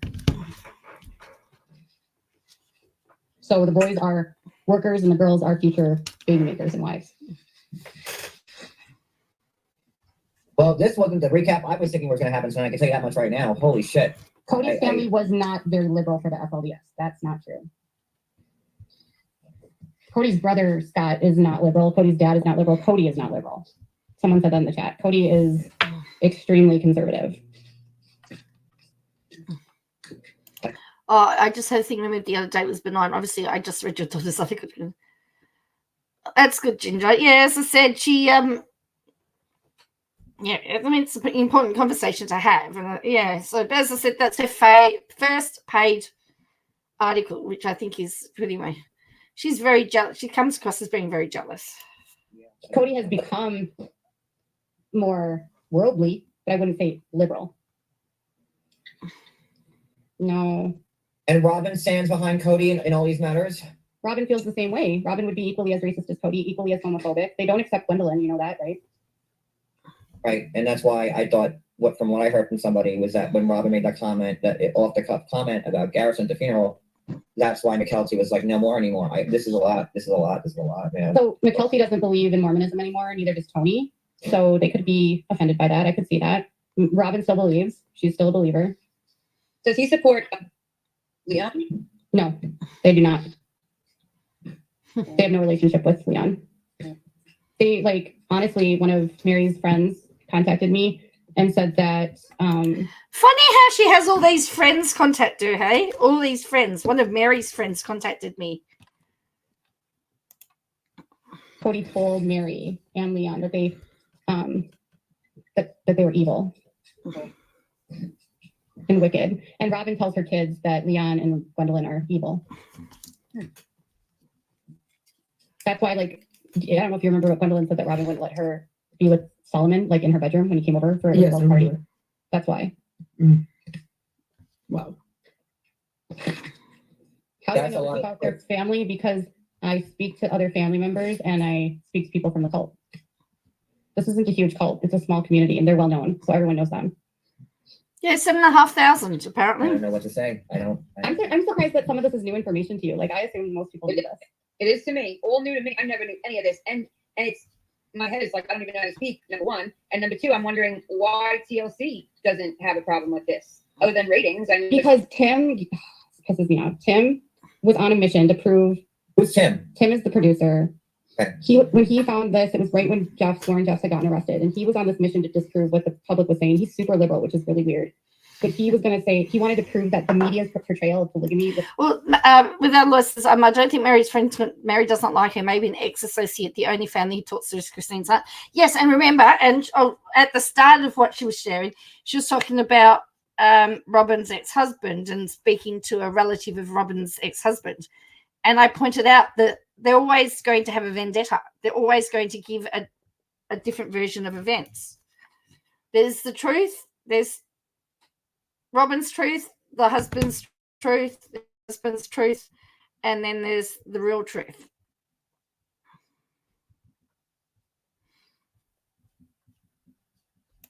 Completely fabricated and that it wasn't that way and that it was just an alternative lifestyle. And so they're willing to ignore everything. They don't show half the shit that happens. But I thought the Browns did attend public school. Yes, I thought they attended public school too, which means they weren't isolated. fairness, they also cover for Cody a lot. oh yeah. Cody, yes. So Cody's son Ben says a lot of stuff. Like, he's got a TikTok. He was labor trafficked by his dad Scott. He's spoken quite a bit about the white supremacy in the family, and that he was born and bred to be a white supremacist. I've spoken to Ben, and he told me that the family compound in Wyoming has so much ammunition and weapons that if the federal government ever showed up there, it would be like Waco. There you go. She said it again. She's still maintaining that. Now, I think he debunked that, didn't he, Peter? Without a lawyer, didn't he debunk that? That he said, no, that's not what I said. Ben right now is doing he's covering the new season now. He's been covering back stuff from the very beginning. He's got a lot to say. How can we Eddie? I'm sorry? Where do we follow him? On TikTok, he also has a Fresh King Benjamin. I feel sad for him because he's been going through divorce, and I think he's got a lot of trauma. 1 second, I'll look it up and put it in the chat. It's the Fresh King Benjamin. I'm sorry. How what's his relation? I'm sorry. He's Scott's son. Scott is Cody's oldest brother. Okay. So Cody and the wives used to live up in Wyoming, and Ben grew up on the compound up there. But Cody and the wives moved to Utah. Oh, right. So, but McKelty denies things that Ben says. It's really weird. Oh. that's the thing. Like, yeah. Wow. And Sorry, even, I'm saying something. Go ahead. like, Ben Sorry. was going to come onto my channel, but he won't even talk to me now because his family, Cody, they don't want anyone talking to me. Really? No. Why though? If you're saying what's going on and telling people, Because I'm anti-polygamist, so they view me as like a threat. They view me as someone that's trying to, like, get them arrested or what. Anti-polygamists.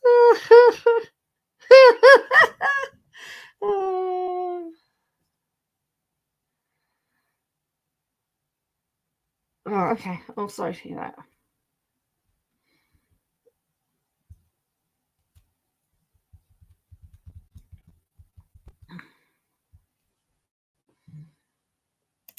Or like, they're very scared of outsiders. They're scared of anyone that doesn't like promote or believe that what they're doing is benign. They're like, I always try to tell people that like, they seem really sweet, but they wouldn't like you in the real world. Like, that's why I'm so shocked that they all didn't bug out when Cody did the show. Like, he's exposing, I mean, trying to make it look good at the same time, and it doesn't. It looks awful, but that's why I'm surprised he was able to do this.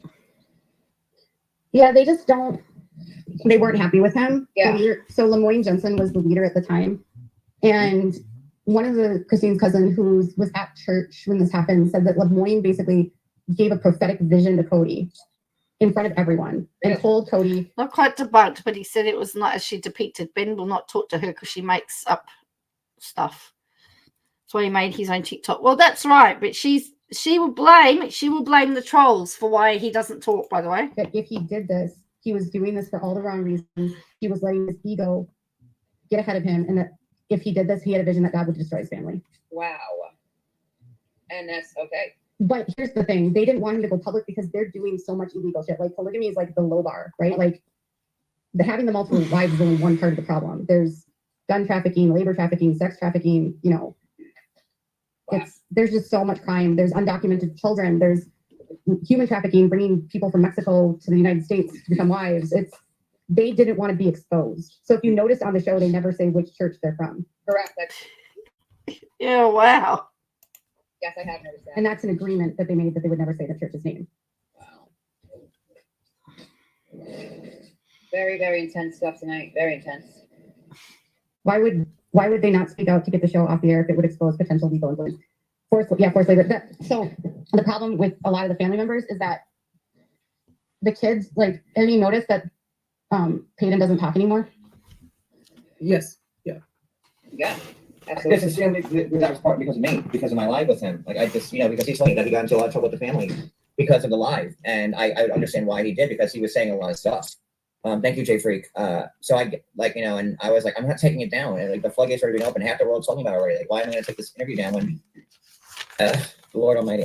So after that live happened, Gwendolyn said that Cody was trying to get them all in NDAs. Yep. And he was trying to get them TLC to sue them if they spoke out against him. Yeah. Yes, I remember that. Yep. And Gwendolyn I was the first interview that a brown kid ever gave to anybody. Like, Oh! I was the first interview that any brown kid did with anyone. She's not going to let that, is she? because they just dumb don't, luck. like, if you don't realize they're so controlled. Think of Cody Brown as like Jim Bob Duggar, and all of the kids are like the Duggar kids. Like, they are all conforming and they're in line. And even their moms are cracking down and saying you can't speak because this is how they make money. So Cody Brown is really Jim Bob Duggar. You heard it from Katie Joy first.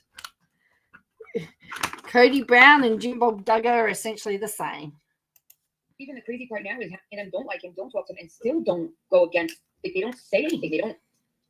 Because At the time of Peyton, Gwendolyn had she started her Patreon, and I felt that the other brown kids who were starting their Patreons were like mad because Peyton gave me all his information for free. Like, he wasn't making any money off of it. I never paid him a dime for the interview. And meanwhile, Gwendolyn's going, on her Patreon, and that's when so I felt like his siblings are mad at him because he gave me all this information. Right. no, And they were trying to monetize it. No, it's because I think it was McKelty or something said that, or maybe it was Gwendolyn, that if they actually spoke the truth about what was going on in their family, the show wouldn't exist. So that's the real fear. That's the threat that they're handed with. the abuse that they've gone through is significant. That's why I'm saying that it's probably not just physical abuse that's happened in that house. And you have to consider Cody is a sexual abuser. Every one of his wives has been sexually abused by him because the women are property. Oh, oh, oh.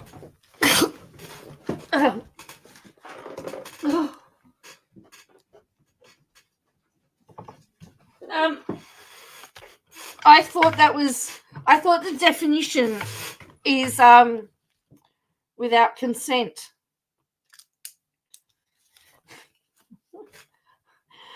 Oh, do I have to go through? Am I going to have to go through legal definitions? You just can't make statements like that. You just can't make statements like that. That is, I just choked. I did. I just choked. Oh.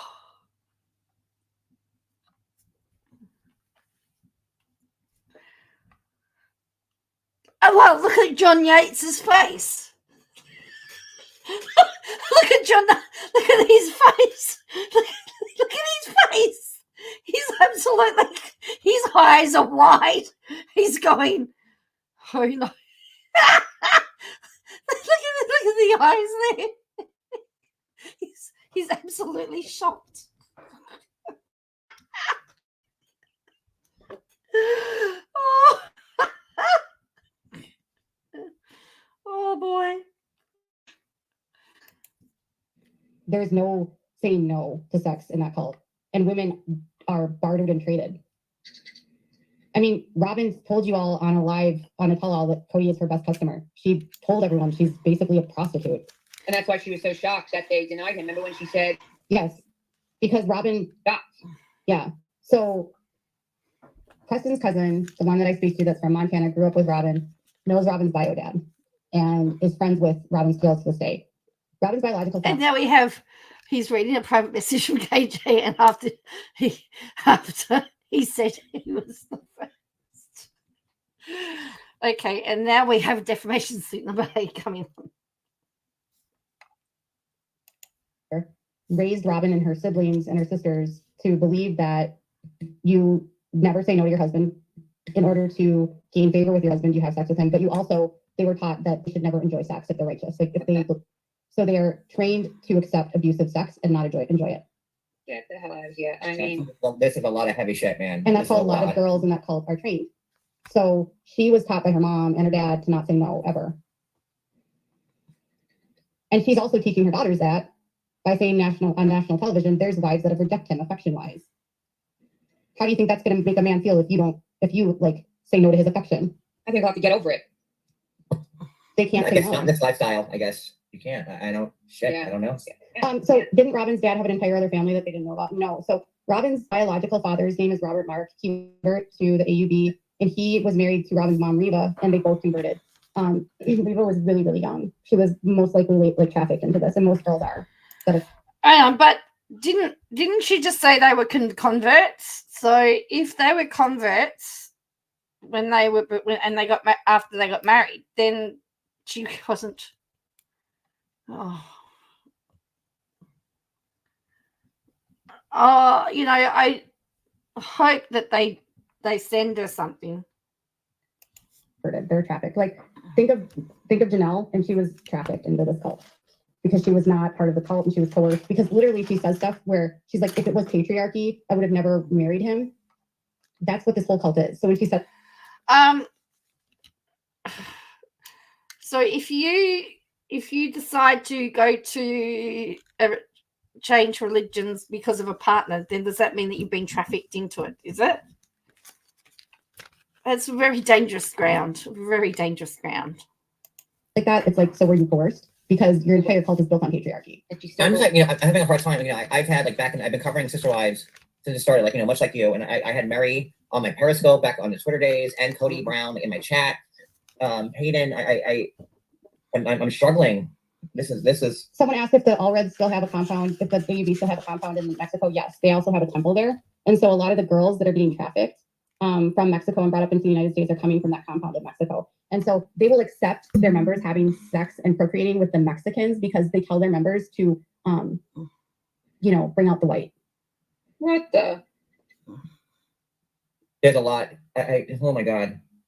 Well, I mean, if you want, this goes all the way back to the beginning. Christine's grandfather that she praises, that he had children that were his brides, right? And that's why he was. I know that Christine came from good polygamy stock. Not like Ruland, who had 13-year-olds as his wives. well. So I'm not saying that's a way to applaud it. I'm just saying, Christine was a name in the polygamy community, and that's why Cody married her. Right. So Ruland was a chiropractor, and he basically was taking care of this guy named Joseph Musser, who was the leader of this group of 7. I don't remember what they called the group way back then before they all split off. And it was when the FLDS and the AUB were all one group. And he usurped the other people because he started caring for Joseph Musser when he was ill. And so when Joseph died, people were saying that Ruland Allred basically manipulated Joseph to give him the keys of succession. And so there was this huge split where the guys that were in the LDS that were down in Short Creek, Leroy Johnson said that he was supposed to be the one with the keys. If you are at change religion or horror, they may do a dance and music on TikTok, banging it, trafficking. Yep.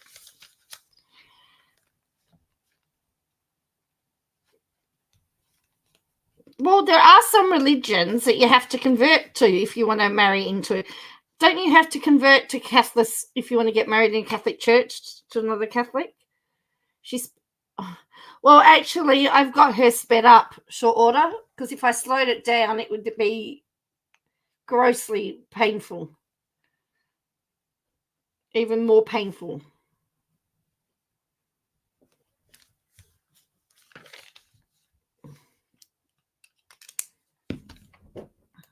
And so the FLDS and the AUB split at that point. Now, the AUB says it's because it had to do with child brides, but Ruland already had child brides. Also happens with a lot of Orthodox religions as well. Also, Muslims you have to be Muslim, I think, to marry. So there are a lot of religions where you actually have to convert. But according to Katie, for that, it means you're being trafficked.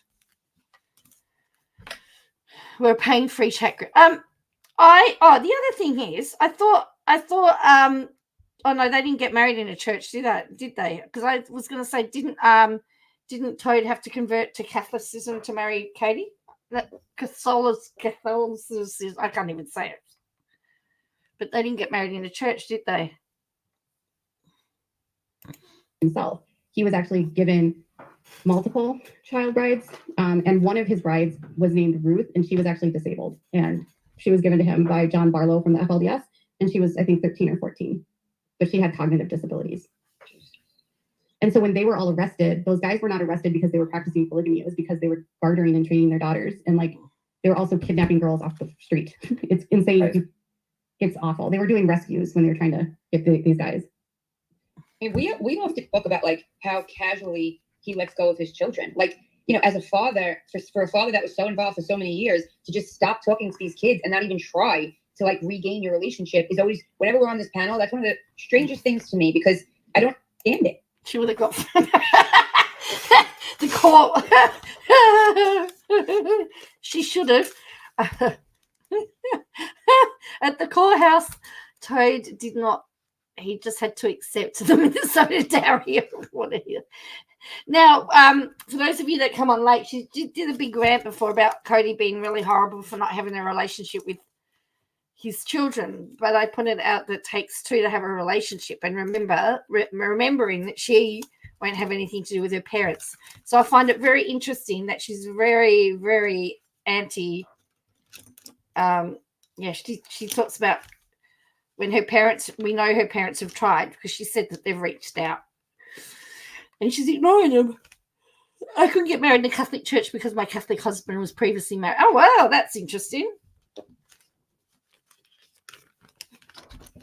Wow. So, yeah, so it's not just it's not a AUB thing that she's talking about. It's a general.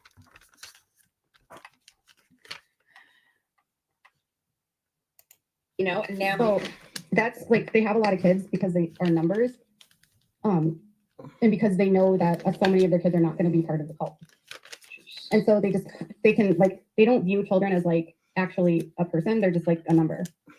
If you watch any of the shows on some of the polygamists that have 40 wives, I mean the kids will be oh, my dad only knows me because I'm 312 or whatever. They're known as a number. They're not known as a person. And so they don't view children in the same way that we view children.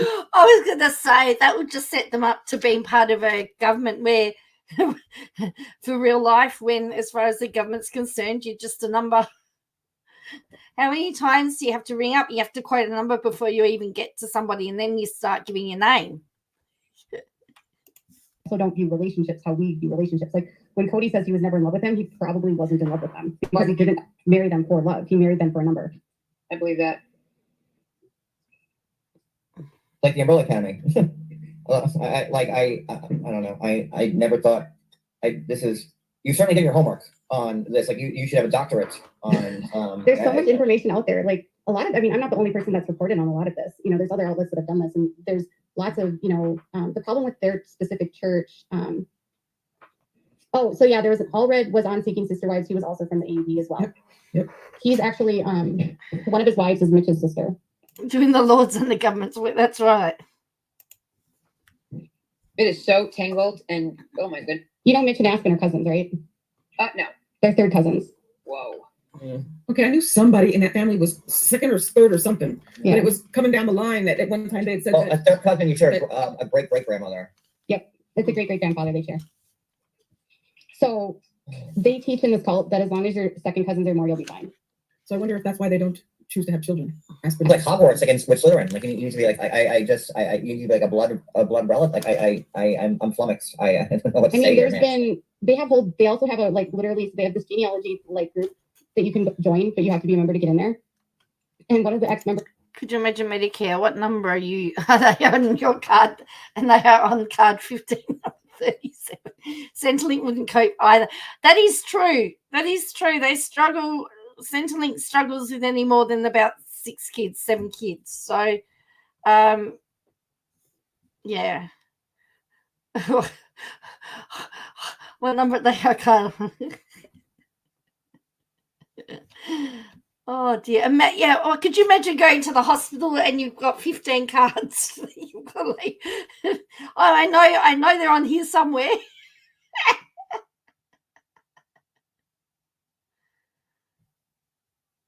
I was sitting in the bushes being quiet. I was raised mainstream LDS, but my history is 5 great-grandmothers, 1 great-grandfather. Katie's to correct what she's telling you. Was telling me that they do that for 2 reasons. One, so that they can check bloodlines so that there's no black in you, like there's no Canaanite in you. And That's 2, it's to see if you're related so that you can verify your lineage so you're not close enough. Because everyone in the cult is basically related. Right.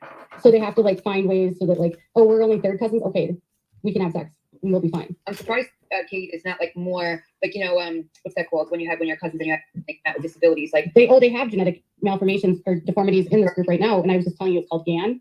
And it's a neurological condition. That's right. Yes, they've cut down the large family supplement. Correct. And Maybe that's why people stopped having. Maybe that's why our birth rate's gone down. They've got to instill it again without a ball or consent. is really tight ringed, like hair, like super like tight ring curls, almost like how the tight curls of an afro, wow. but like on a white person, right? Right. And they're very, very tight. And then they have like microcephaly, meaning like really small heads. And they often have, it's a neurological condition that causes pain. And most babies don't live past a couple years. And so they are hiding it from the public. Wow. And so these kids are not brought to meetings. They're hidden from everyone. And once a genetic condition like that enters their system, it can be destruction to the whole cult because you can't get it out. And it happened because people that were too closely linked genetically had children. Right. And there have been men in this cult that have had children with their daughters. And so a lot of people in this cult, a lot of fans will say, well, it's weird how they are with Aurora and Brianna. Like how Cody looks like laser focused on them. So Robin's kids are Rulin Allred's ancestors. They're his great-great-grandchildren. So they also have the same bloodline as Christine. And so he wanted Robin's kids because they're blue blood. That is like... The Browns need to stop this defamation. Why is she talking about hair? She's on... Oh, I don't know. I have got 10 missed calls from a certain somebody. You know who that is. I've been ignoring their calls. They're not very happy with me. And so it's not uncommon in this cult for some of the men to want to marry their stepdaughters. Ugh. In fact, Jay Allred, who is Owen Allred's son, just wrote a book. And one of his wives that he married, he's not in polygamy anymore, so the whole book is about him leaving polygamy, but one of his wives, her stepdad wouldn't let them get married because he was going to marry her. Oh, wow. The AFL Grand So, Finals. You know, it's almost the AFL Grand Finals officially sold out. Interesting. Which means the few thousand public tickets they had gone, the rest are for corporate people and people with money. A blessing in disguise that they went public, because who knows if they would have stayed private if one of those girls wouldn't have become one of his wives. It's like so unbelievable that this can happen in our country and not be like against the, I mean, obviously it's against the law, but you know what I mean? These people are not persecuted, and that's just wild. Yeah. It's kind of like unbelievable to hear this stuff. And when you're hearing it for the first time, like I am, it's like you don't even know what to say. Yeah, I mean, men marrying their stepdaughters or taking their stepdaughters as wives is not uncommon. Wow.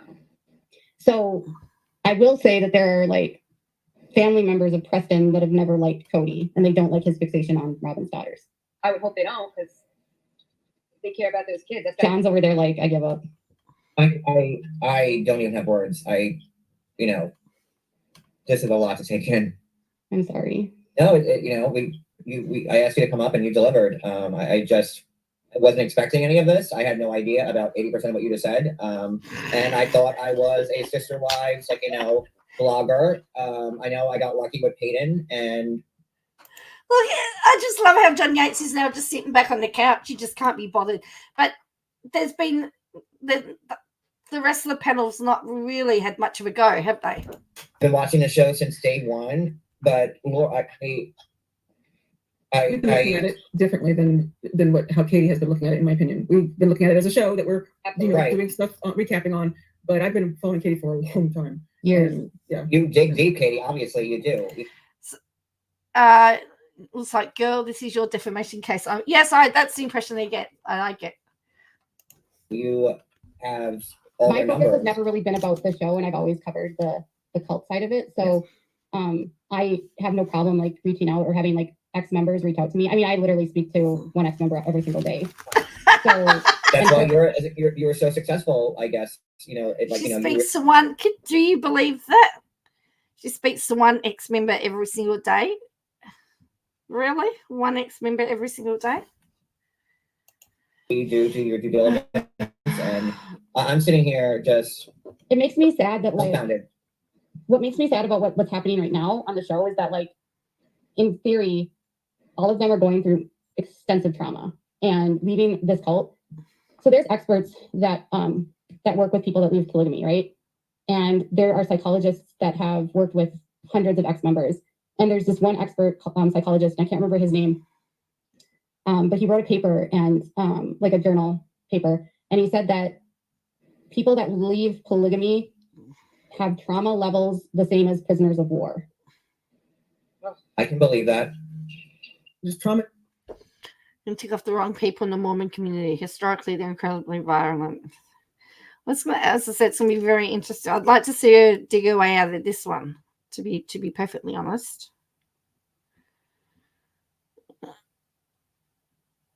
Well, that's right. She does. She's happy to do it. She'll throw out all the allegations on other people's channels because then she can say, well, it's not my channel. A lot of these type of cults that people don't know are there, and hearing some of the stuff can be triggering. And so I'll take care of the stuff that needs to be taken care I of. don't even know if I want to watch this show anymore, to be honest with you. Like Same. It's hard, right? Like for me, Same. my whole motive has always been to like shine the light on the truth. And so what we do is like talk about, well, why is Cody acting this way? Well, this is what the ex-members say. He's doing this because if he blames himself, he won't go to heaven. Why is Robin acting like she's like this? Well, this personality trait of Robin is common in that cult. It's a common tactic of a wife. They develop maladaptive, sociopathic, narcissistic personalities because they all have to compete with each other. And so, or maybe they're just on a TV show and they're wanting drama so that people will watch. Maybe it's that's all there is. Maybe that's what it is. not uncommon that there's one wife that is like Robin in every family. There's I one. don't There's even know how I can watch this. there's one wife like Robin in every family. So is she the wife like Robin in her family? oh, gee, that was funny. Even if it's 2 years behind, knowing what you just said now, I We already felt a certain kind of way, John. Like we already did a lot of my followers that follow me, and Addie can probably attest to this, but like they don't watch the show. Right. And so I mean, they it's only pointless to watch the show. Honestly, it's pointless because you're watching a 2-year-old show that we all know what's really going on here. Right. So I mean, like, and they're it's not really ridiculous ever to watch it. addressing. They're never really addressing the elephants in the room, right? Like until last night, had they ever really talked about the artwork on Cody's walls? Never. Right. Had they ever really talked about like the disparities in income? Janelle had hinted about it, but until last night, it was never outright said, right? Yeah. So like another thing that this cult does, and I don't know if you know this, but like so when the women marry the men, and I actually just learned this week from one of the ex-members. She told me that when they are sealed and Oh, you mean she knew some Sister Wives has turned into a grift fest? They just pay better and faster than YouTube. True. Right. So she learned something new. He's rung me again. they're basically they make a promise to never disparage the priesthood, and they will never like talk back to him and be disobedient.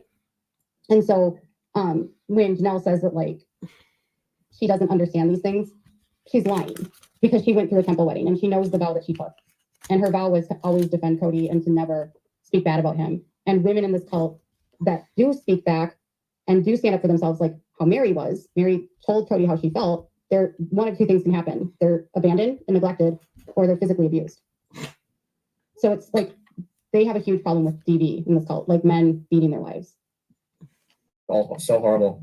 And so, The Nightbot, yeah, I'll have to put him out a lot longer. It's just that there's only 17 people here and not everyone's chatting. So if everyone chatted, we wouldn't notice him so much. I've never heard that Cody's like that, but I have heard that Cody's very psychologically and verbally. I can see the psychological aspect on it. Like I think anybody can see how like he tries to The way he manipulate treats people. Truly. Yeah, like, I think we could all see that, but He does use physical punishment with the kids for sure. I mean, even Peyton on Your Live said that he hits them. He said Which is, no. I think that's why that's in the lawsuit. All the things that I was seeing and hearing are things that have been an issue, I believe, in the family, and that's why it's stated in the lawsuit. Yeah, like no physical violence. Yes. And remember that all the footage of when he was trying to teach Truly how to ride the bike, he was absolutely Yeah. horrible Yeah. with her. That I actually cried during all of that. Gwendolyn on one of her Patreons said that he used to beat her with a paddle so hard she'd have bruises, and that he would throw her when he got mad at her and just to scare her. And to what you were saying, Katie, look, we did hear a couple things in this episode that we never heard. I think it was the first time Robin ever admitted that he had spending problems in this episode. Like little things are coming out just now after all these years. She admitted to it years ago, but she kind of blamed it on like her ex. Yes, I remember that. Yep. Yeah, but now she's actually saying I wasn't good Right. with money. Yeah. Yes. But the reason why that Robin still defends Cody is Robin's a narcissist, just like Cody. They're both. Oh, absolutely. I agree. They're both.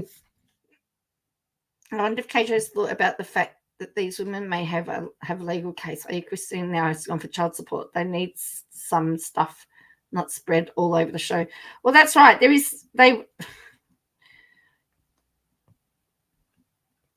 It's very interesting how all of that works. But yeah, I don't know.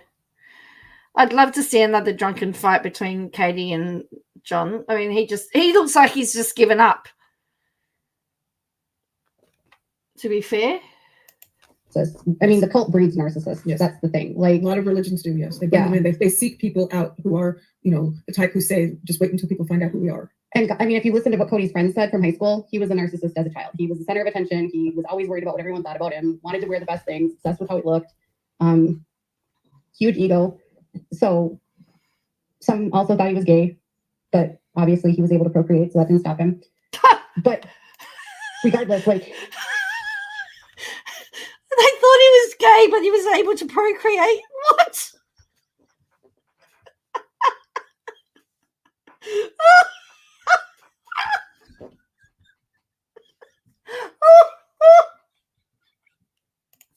just like the men can become narcissists, so can the women, because they're also told that they're anointed by God and they're like the chosen people fighting, his mission on earth. And the racism thing that you brought up about Black people, I can't even believe it. Like, listen, there's a lot of things that you said, a lot of things you said tonight that like shocked me. Yeah. But the racism. I mean, honestly, for the longest time, I was denying it, but someone a couple of years ago sent me information from their youth program, and I have video of their music director calling Bruno Mars, which is weird because Bruno's not black, but he has brown skin, obviously, a Canaanite. Oh my god. And he's basically, Hello, KJ. So biology 101, gay men can procreate.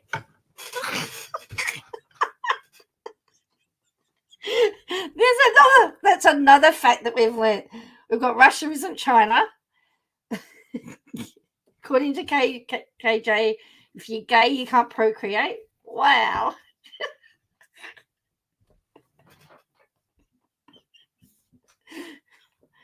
What's something about you're in charge of your own uterus or something like that? And there was another one too, wasn't there? I can't think of all their slogans. getting him to be a monkey. Yeah. Making, I can't even believe that. oh yeah, and they're telling the kids this, and they're also telling the kids about like there's like super homophobic rhetoric that's coming out of their mouth during these talks. And then there's also like courting ones where they're telling 12-year-old girls how to become plural wives. Oh, God. Sick. They start grooming girls when they're like babies to become plural wives. So like they say Really? So why is none of Cody's girls in polygamy?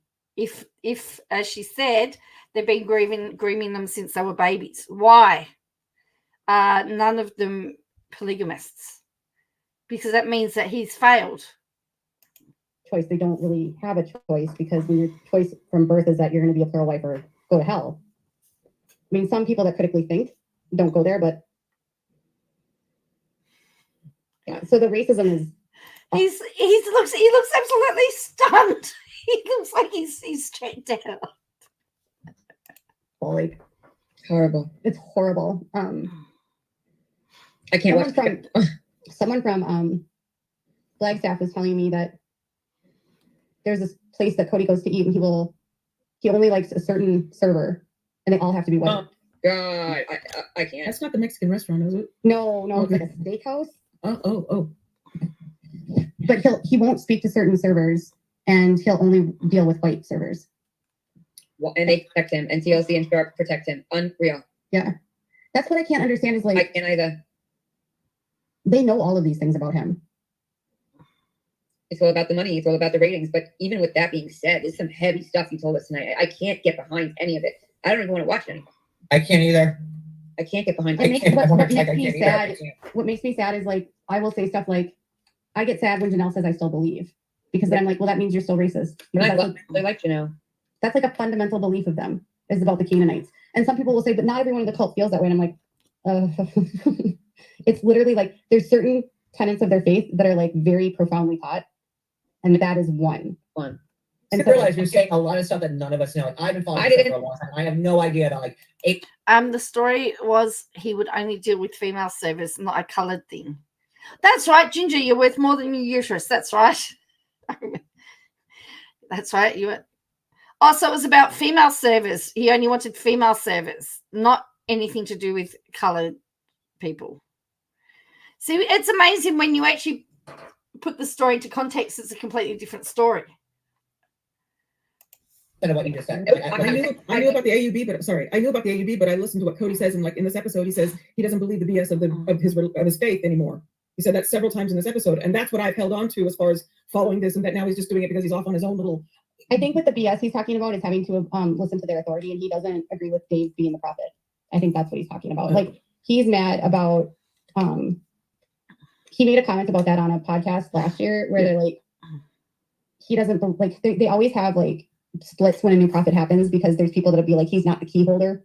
They think that he's the wrong choice or whatever, and they don't like it when the leaders claim to be prophetic, even though they are supposed to be prophetic, like getting visions. But it's on your channel, Yes. Katie. Like, have you said this on your channel? Uh-huh. Yes, she's been saying it for years. I've known about it. I knew, but I separated the AUB from Cody because they left all that stuff. But I think I probably didn't realize that he probably was actually his own AUB now. Well, he's still friends. Like his best friend is named Kyle Henderson, and he's a bishop. Yes. Oh, so even if you have friends that okay. And he was on the show. Oh, I remember. Yes. Yes. So do you know about Kyle? No, but I No. know. Okay, so you know how he's talking about his wife that left him? Right. Yep. He beat her. Oh my God. And the laws for polygamy were actually made a felony because of it, because her dad was a state representative, a senator for the state of Utah. And her photos from the beating were used on the floor of the Senate Right. when it became a felony. And then when they were all cheering about it being decriminalized, they took away the law that protected Nicole and gave reparations of like victims, like the state was paying victims for the abuse they experienced. Well, that's all gone now. So there's no reparations anymore for victims of polygamy. And they were basically cheering that had been taken. And so Nicole was beaten severely. She ended up, and the women all knew that, and Cody knows that, but they all defend Kyle and call her a liar and say, well, they don't know the truth because they weren't there. And so they're like, I mean, Kyle's given so many different, the women in this cult are so abused that she came out and ended up having a problem with drinking, ended up getting arrested multiple times for DUIs. He has custody of the kids, even though he was arrested for domestic violence and convicted. And the judge in the case wouldn't let them use that conviction for the custody trial. Like, that's how fucked up Utah is. What I have a question for you. What makes someone, I don't know if I'm going to say this right, but what qualification, so to speak, does someone have to be to become a prophet? Okay, Balls is in the comments. Can you block this person? They're saying Katie Joy accused Garrison Brown of being a racist and then he killed himself. That has absolutely nothing. That's enough. Thank you. Somebody say something nasty about me, so please block them. That's not Miss Balls, is it? They like to try to blame me for killing Garrison. Oh my God. Why would anybody blame you for that? You know how people are. It's ridiculous. That Balls account is obsessed with me. So they like to say that I said that Garrison had made a comment that was like, because some of the young boys when they were young were racist. I mean, it's a fact. Garrison, I think, views changed a lot as he got older. And he became more open. I mean, he was not anti-LGBTQ anymore. He had gone to Pride and had friends that were gay. One of his best friends was gay, and was definitely not racist when he became an adult. But as teenagers, they definitely said things that were racist. I think, let's be honest, we all go through some stuff when we're younger that we do that we probably shouldn't do. It's part of growing up that I see it. You have to go through this.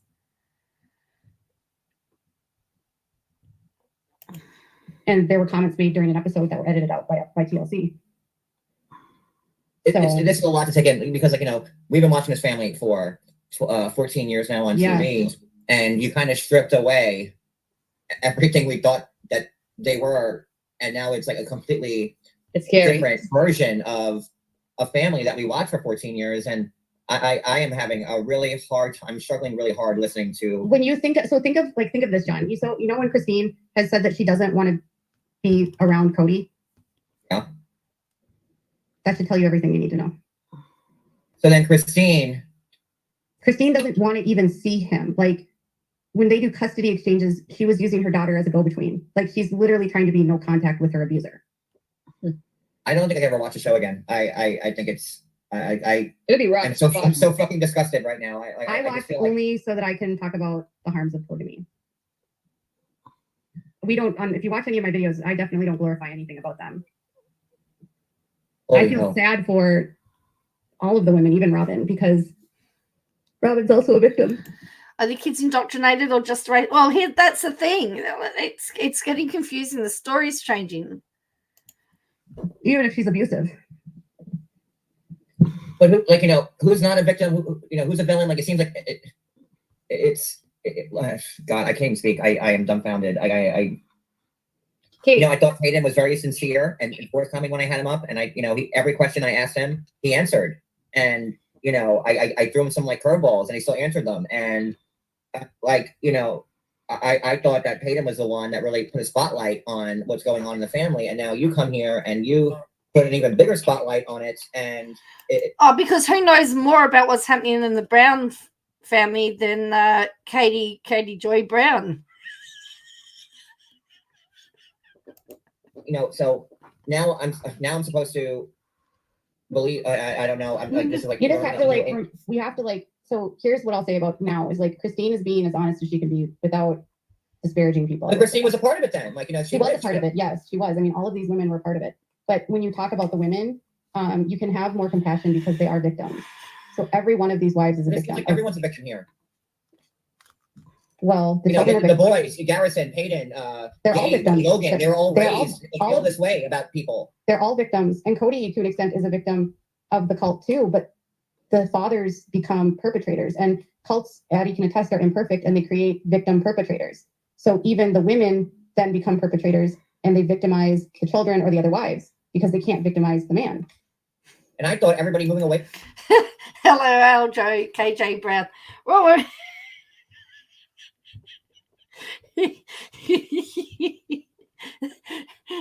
the new wife of Cody. Cody was like, they didn't believe in his beliefs and they wanted nothing to do with him. But it seems like it's way deeper than that. It's way deeper than that. He was labor trafficked. I mean, I think they've kind of alluded to the fact that they were being labor trafficked without saying it. I don't know if you've noticed that.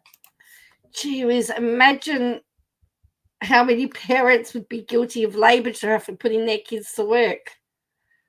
Well, just entertain her. Oh, that's right. He only has 34,000. Well, that sounds about right, doesn't it?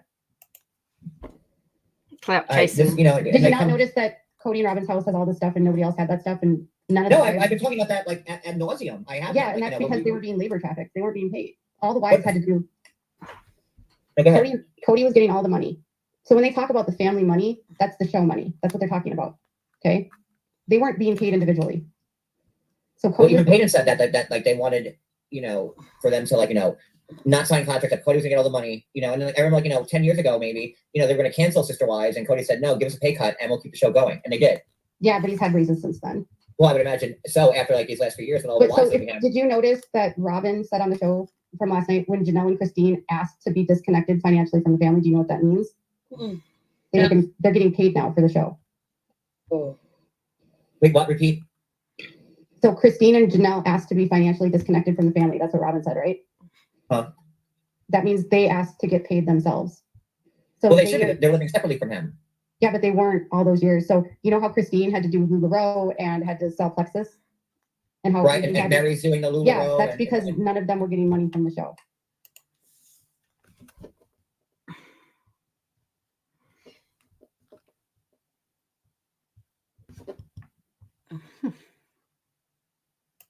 Every cent went into Cody's pocket. Yes. And into Robin's pocket. So have you heard have you ever heard Janelle? You have to pay attention to what they say because they're very careful in how they say things and you have to kind of parse between the lines. But have you ever heard Janelle say that Mary was fair with the money and it had always been one way and then she didn't know if Robin would be fair with the money?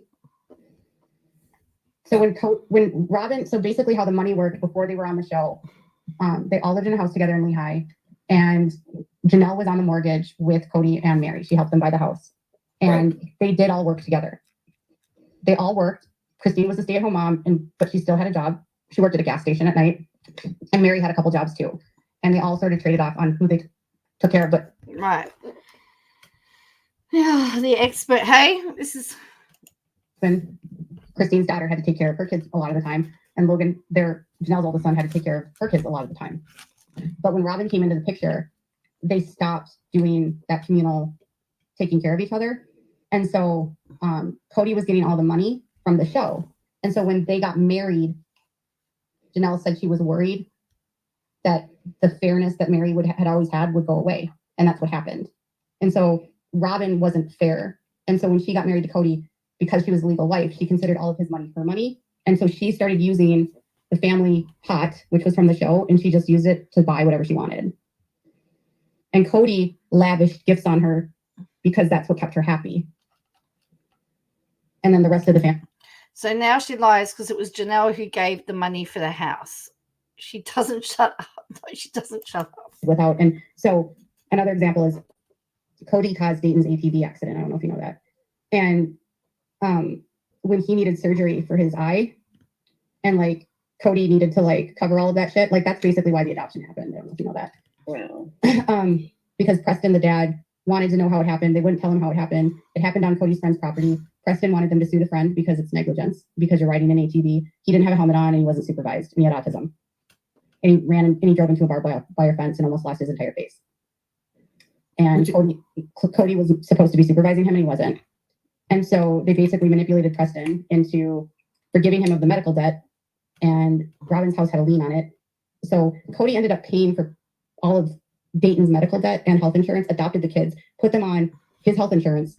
Meanwhile, Christine had 6 kids that had never been he's not even on the birth certificate of. And when Isabel needed scoliosis surgery, Cody- Janelle also cashed in her retirement when they moved to Vegas to pay all the rents on the houses. Right, that's interesting. So you're the expert on them, Peter. pay a dime. Well, that I can wrap my head around because he was, he didn't want to go see her, and like, that was during COVID and like his rules. But what you're saying, Katie, is a lot. And to the person who's like that, I'm believing everything that Katie Joyce is the gospel. I'm not. I'm an independent thinker. This is my channel. What Katie's saying is eye-opening. And What I'm saying though isn't like I'm not making this up. This is like No, stuff that, but this is stuff that's come from the family members. This is like stuff that they've said. It's just hard for me to grasp that all this is happening, and you can be real and right, and bad wording. My head is spinning. I'm So, sorry. but this is the same. TLC is the same network that like Josh Duggar essayed his sisters, and they just rebranded. And it's the show. the same network that shows 90 Day Fiance with all that fake shit going on. I get it. Jeffrey Paschal, he's in prison, right? And he was allowed to be on their show, like just abusing the woman and terrorizing bloggers like me while he was still on their show. Like this network has no morals. They don't care. I think that the reason in the lawsuit, the part where it says something about where Truly can't go with him on any trips unless it's Okay, hold up. I don't forgive Preston. He's gross for giving up his kids. That's not what happened. He didn't give up his kids. He was strong-armed, and they created a storyline on the show, and they had TLC lawyers pushing this. And it's like John Gosling against a network. TLC used it as a storyline, and he was promised all of these things. And Cody manipulated him and coerced him. Like, he wasn't giving up his kids. He was told he would still see them. And he was up against a network with millions of dollars. I mean, look what We they saw did. how well that worked out for John Gosling. Right. Says the moral queen, yes. Gosling still has a $1.7 million judgment out that he needs to pay. He legally gave up his kids, but it's like when you have no money and your ex-wife left you bankrupt. And But now Kate's in a whole lot of trouble now too. yeah. John Yates paid by the same network that KJ just. I mean, TLC's a nightmare. That's why I should stick to Housewives and just switch back to Bravo. I don't know. You have just dropped. He didn't sell his 25 kids. big So no, side. he didn't get any money. He got no money. I have a whole video. Go to my playlist. You'll hear the story. I can't give it full justice because there's literally like corroborating text messages. And Cody and Robin, the way that they did this to Preston was so dirty and coercive and manipulative. Oh, so she's saying go to mode. She's also trying to get people onto her channel too. Like there was no way he was going to win. It was sick. Hi, Michelle. Not watching KJ videos ever. Okay. Well, listen, Katie Joy is a figure that has a lot of people don't like her, just like me. Okay. Whether or not whether or not you like her or not, she's in. She's doing her homework. She certainly knows what she's talking about. And I have my haters, and I have so one of Preston's friends, his niece, and a cousin that's close to him have all told me what happened with the adoption, and what they did to him was so dirty.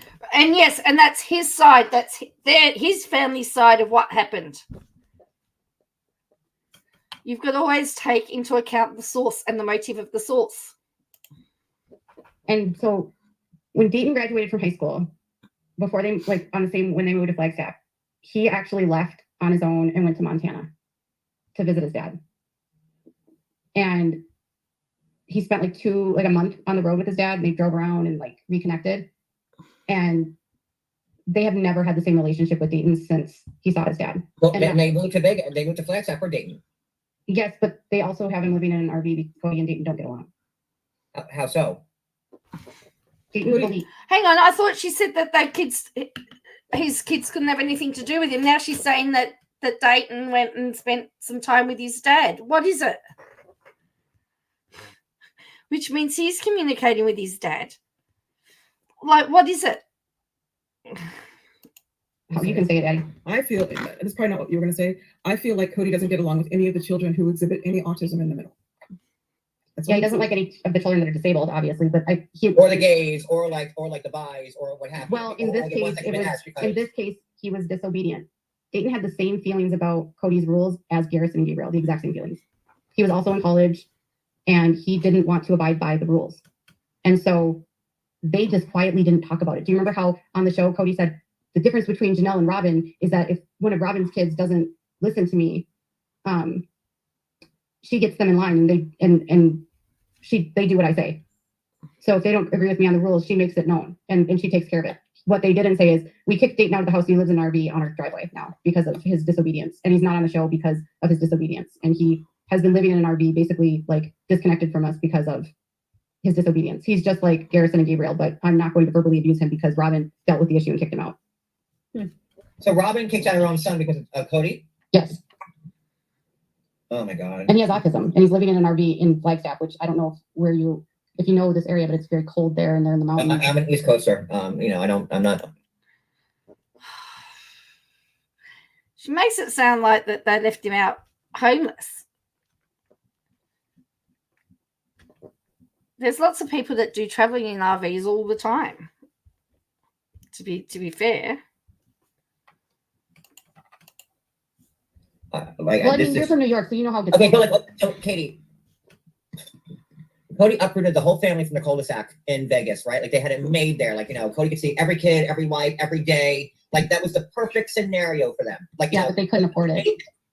And then, we find out that Cody uproots the family from their perfect cul-de-sac to Flagstaff or Dayton. And then they kick Dayton out and put him in a trailer? They can't afford this. They can't afford They can't afford this house either. No. But they had, wait, my channel. They had. my channel. Oh, gee.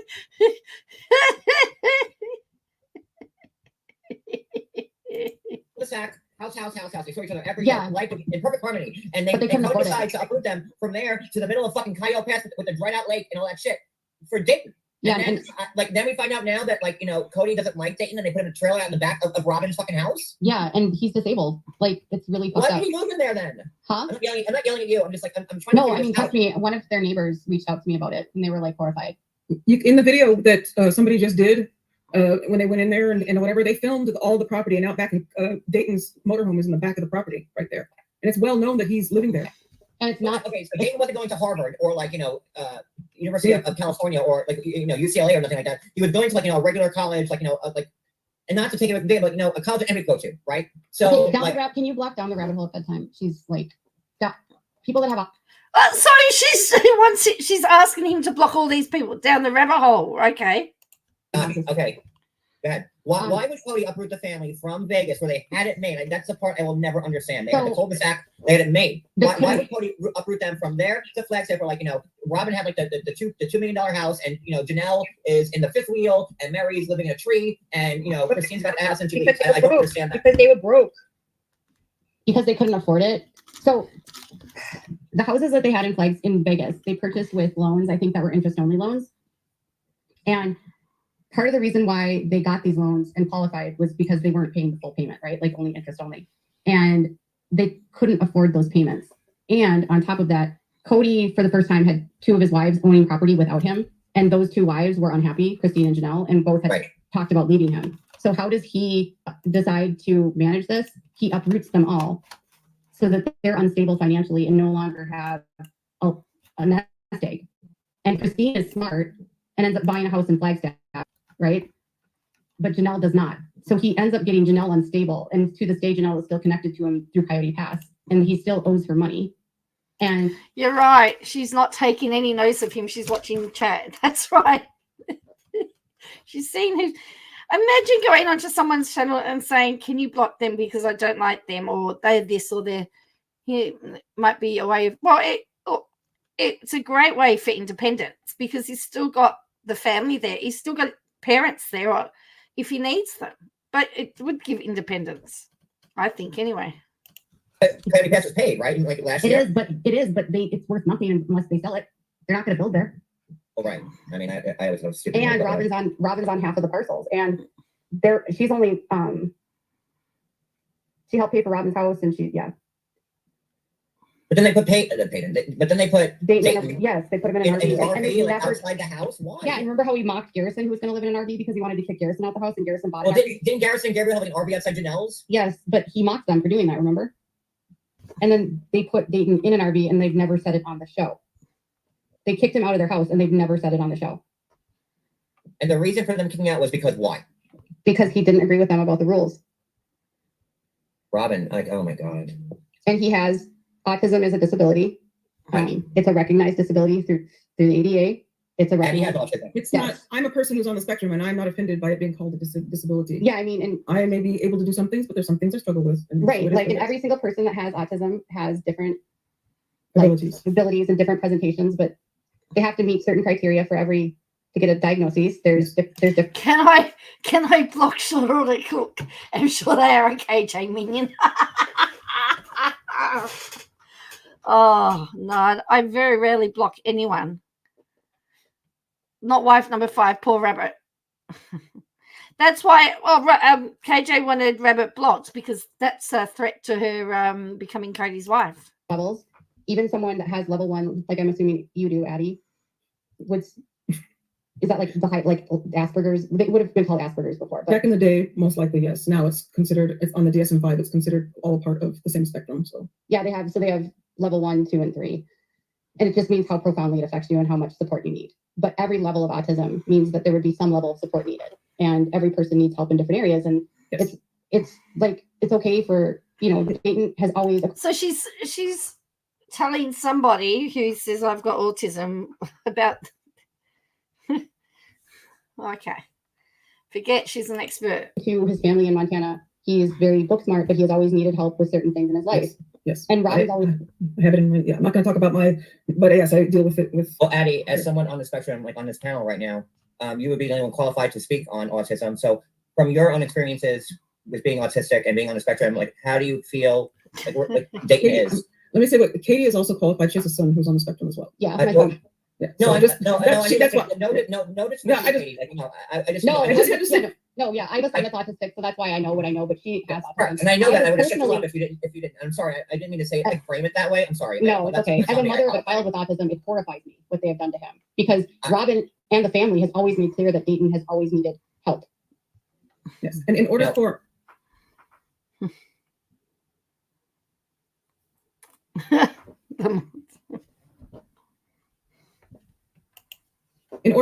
autism to be treated and get the help needed, it needs to be labeled, I hate to say it, it needs to be labeled as a disability. Otherwise, you can't get the help from the state. So I have been there with family members currently, and we have it here in our house, and everyone knows, I've said it before, I have 2 sons who are on the spectrum as well, and on different varying degrees. And so I just want, but as far as Dayton, we don't see him enough on the show to really be able to judge anything about him. If you really think about it, they don't really show him that often. He's kind of always off in the background. I kind of see, we know that Gwen was also diagnosed on the spectrum, and I believe it because I see it. I always wonder about Truly too. Yes, me too, and others, but I don't want to go there because people hate it when I do that. So No, like obviously, like this is a very candid live right now, like where a lot of stuff is being discussed. So like, why not go for it? I mean, like look how much look Oh, what I you think said. during this autism's live. all throughout, and I think he married into it, or brought another whole family in with several people who are also on the spectrum, Oh, I mean, I think that Aurora might be on the spectrum too. and the 2 little ones. Yeah. Ariella. Yeah. Yeah, I see I the don't know tippy toe about- stuff Solomon has really finicky things about food, which is characteristic. even Robin has sometimes an affect of someone that has autism. And I say it's my family here. I do not say it online here because it gets people on my case. But yes, I see it a lot. I don't say much of. This is where they're diagnosing. Oh, yes, they're diagnosing everybody, aren't they? It's very dangerous to do, in my opinion. But I do see it all. It very well could be, and it's not that big a deal. It's not anything like that. But for Dayton, we don't see enough of him.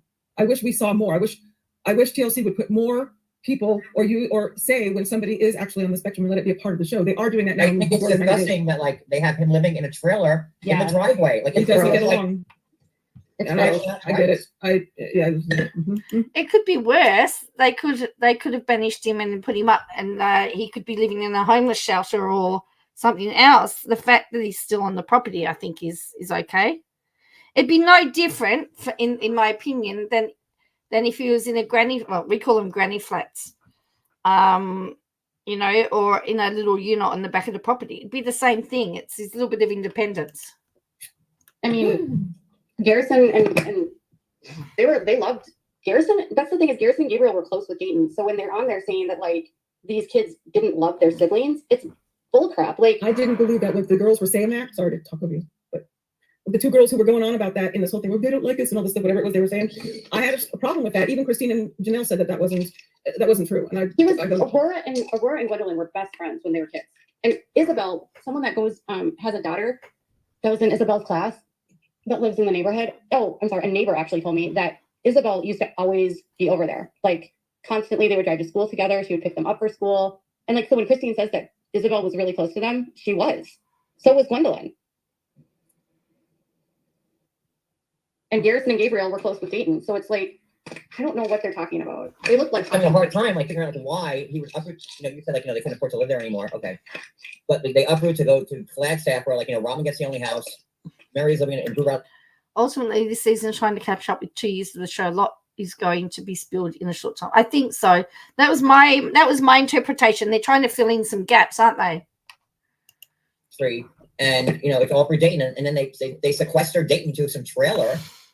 Yeah, like it's I can't understand it. I can't. Well, hiding people with disabilities is pretty common with the AUB. And Robin's okay with that? Putting your son out in a trailer out in the driveway? Robin was taught to be a customer for her husband, so everyone says that Robin is manipulative, and to a degree she is, but she doesn't wear the pants in that family. Cody controls everything. I mean, I literally have eyewitnesses of people where Cody doesn't let people speak to her unless she says she can speak to them. She has no friends anymore. Well, Robin's deplorable. We all know that. But she's awful, but I think when you're abused, it's like a trickle-down effect, right? Like abused how? She can't use her own channel, Michelle, because she would not get it monetized. Every one of the women in that family is being abused by Cody, even Robin. Jesus Christ, I don't know what to say. It's hard for people to acknowledge that Robin is a victim, but the way that this cult is set up is the women are designed to pit each other against each other and fight with each other. And Cody, so all the women, if you notice, they fight with Robin when they really should be mad at Cody. So Robin's not to blame with the breakup of the whole family. She's to blame in that she became Cody's favorite, and she definitely manipulated things to get what she wanted. But she also had to survive, and that's a survival tactic in the cult. So there's always because all of the women are competing for the same resources. So she just was playing to win. So when Robin said, she wanted sister wives, she hates it. She wants to leave Cody. This is not what she signed up for. Are we supposed to believe her? I don't think she wanted to be. I think she wanted to be the head wife. I don't think she wanted to be I think she's been ingrained to believe she has to live this way, right? But I also believe that she didn't want to be. She wanted to be the head wife. She wanted to be the one that could control things. Because that's the only way. That's my take on that too. I think part of the reason They have Gwen's engagement, Logan's wedding, 2 births, and then poor Garrison.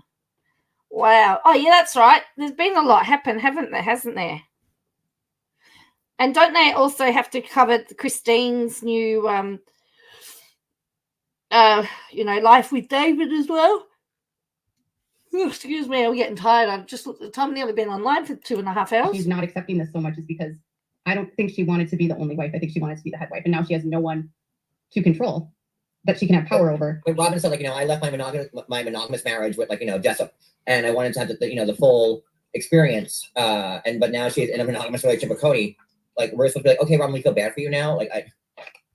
Yeah, I mean, Robin came from a really messed up family, so and she's been indoctrinated since birth to accept this as her way of life. So, but yes, is she problematic? Yes. Is she a liar as much as Cody? Yes. Is she also told that she needs to lie for Cody as a part of her covenant? Yes. She's not supposed to disobey her priesthood authority. She can definitely manipulate him to get things that she wants and needs and play the damsel in distress. That's for sure. She did that. God, there's so many layers. There's some layers. Have you ever watched Escaping? So have you ever? Now, Escaping Polygamy wasn't completely. Yeah, I'm the informer. She was climbing behind a tree. I watched that show. I watched all 4 seasons of it. Yes, I watched it. So did you ever watch when the one girl went to her mom's house and it was completely run down? Yeah. So in the AUB, if they were not in the cult, if they weren't on the show, there's literally women today in the AUB that are living like that in the church that they're in. So so Escaping Polygamy was all about the AUB then? No, that was about the Kingstons for the most part. But all of the groups are equally bad, I guess. The women.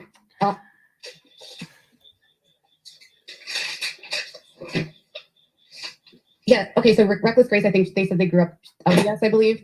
Yeah.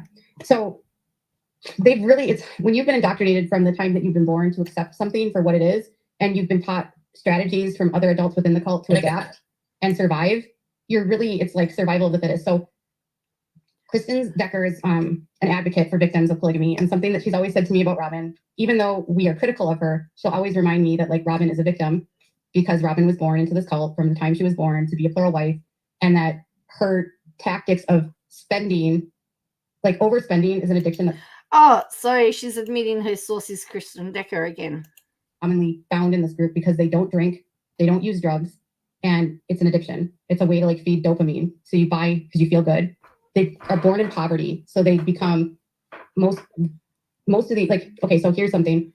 Before the sister wives were on the show, one of their friends visited them up in Wyoming, and she told me that when she got there, there was no food in the pantry. All they had were cans of refried beans. That was it.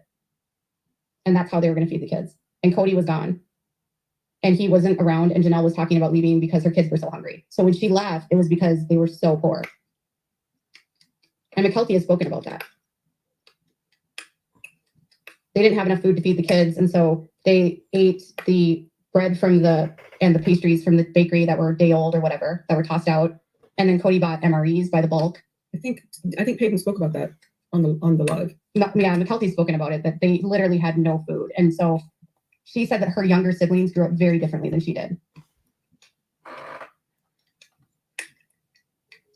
So sad and horrible and sad and more horrible. I can't stand Robin, and Christine I'm and trying to Janelle, figure out ruin my part to like feel sorry for her in some way. I mean, I just it's hard, right? it. Because all we're seeing is her maladaptive behavior, but because they're all competing with each other and they're like being pit against each other by their narcissistic It seemed like husbands. they were all doing fine until Robin came along. No. No, there were major issues. Prior to season 1, right? Like, we would all believe that, they were living a good life. They had their big house, like, with the 3 parks and blah, blah, blah, blah. They had all declared bankruptcy. No. They had huge problems. Janelle had left 3 times before that. Mary Before season 1. Yes. Cody and Mary were on the verge of divorcing when they added Robin. Janelle left the family for 5 years. John, what I put in the chat? I don't know what you put in the chat today. It's on the screen. Cody's biggest fear is in his own words, poverty. They came from poverty. They were in poverty a lot of years, way. And he was right, by the way. It was Peyton that said that, and nephew Ben. Before she ever came on. I think TLC set this storyline up to make it look like Robin was this horrible person who came in to the thing and then caused problems, which she did because she wanted to be number 1, in my opinion. I've said it. I've always said that. She wanted to be. Yes, but the family, like Christine and Mary, only a year before the show started, basically had their falling out over Mary's abuse of the kids. So, Katie, you said like that Janelle left for 5 years. Like, so when did Janelle leave? Like she left she left after Gabriel was born. While they were living in the house, like, did she like physically leave? No, it was when they were in Wyoming. She's talked about how she stayed back when they were in Wyoming. So there's a whole book. Yeah, but there's a whole book. But she also so she left Cody after she had Gabriel. She went back to college and got her degree. They talked about this last season. Remember how Christine was they were at her brother's house and she said Janelle went back to school and Janelle would drive the kids and Christine would still watch them. So Janelle left Cody and the family, but she stayed in contact with Christine. And she would see Cody sometimes, but Janelle ended up finishing her college degree and she also bought a house on her own. And her kids and her, and she got a job and she was doing fine. And as soon as she got on her feet, guess what Cody decided to do? They needed to move to Utah. So every time Janelle was like doing something for herself and doing well, he completely would like manipulate her and tell her that she needed to come back and love bomb her. So when Christine is asking her about where she's at, it's out of concern because she has left so many times before and Cody always finds a way to love bomb her back. And Christine knows this history. So she's not grilling her and being pushy because she's being nosy. I think Christine is genuinely worried. I agree with that, yes. I think Christine has seen the escalation of Cody's violence and his rhetoric that she's said, I want my friend to be happy. Like, And Janelle still she still believes in her faith. So I don't know where she's at. Like, okay, in all honesty, she's right about that part. Good. I'm glad there's something she's right about. Well, we're not got long to go, so we'll try and get through this, and then I'm going to go. I have to say, I know I've been offline for a bit, and I explained at the start why I have been offline. I haven't missed the KJ stuff. Well, Janelle did look like she had the best. Didn't she get a real estate license as well? I know she's moved to North Carolina, right? So she's not going to get back together with him, but yeah, she's. No, I thought that was weird too. Like, Janelle, like, I'm still open, like, being in a plural marriage. I'm like, Janelle, you're like the 15th wife. Like, I didn't get that. I did. And I'll tell you why. Because she likes, like she said in the episode, she likes for independence. Yes. To be single. So Cody, this is crazy. Janelle met Cody because Mary introduced her because Janelle was married to Mary's brother. You know that, right? Yes. John? Yeah. Okay. So she was married to Adam. While she was married to Adam, Cody was basically love bombing her and trying to convert her to the faith and telling her that she should be his wife. And then she and Adam divorced. And then she gets a vision that she needs to join his family. And he said he always really liked her because she was smart and had a good work ethic. And she and Cody rented a room in Janelle's house, and they lived in Janelle's basement after she left Adam. Cody liked her because she was an independent woman that had a job. That's why he wanted her. He wanted her for her work. She was his worker bee wife. But here's the craziest thing. Janelle's mom legally married Cody's dad. So Cody's dad, Wynn, divorced his mom, Janelle. Huh? This is freaking nuts, Katie. I know. This is the most insane thing I've ever heard. Katie, I've been sitting here so quiet trying to like really take all this in, but like this is like the most incestual. Yes. So Ben, his nephew, was talking about how he thought everyone knew this. But Wynn, his grandfather, divorced Cody's mom, Janelle, and married Cheryl. And so they weren't just spiritually married. Like Cody and Janelle, when they got married, they were like step-siblings. Okay, everybody is everybody's mother-in-law, father-in-law, cousin. Oh my gosh. Oh, here's an even trippier one. Christine's mom and dad were raised as cousins, but they weren't related. But Christine's mom married Owen Allred after she had her. So she was like Owen's stepchild. And Rex is Rulin's son. So Rulin and Owen were brothers. So basically, Yeah, I think she is a big supporter because she talked about watching a lot of her. I don't know whether she's still a supporter, but she spoke about watching all of her videos. Annie and Rex were raised together as cousins. What the? Unrelated, not related by blood, but still like. So Katie, let me ask you, because you really are like the walking dictionary for this stuff, man. What Have to head off, Joe. Have a great night. Yeah, right. See you. Short order. what makes like someone, what warrants someone becoming a prophet?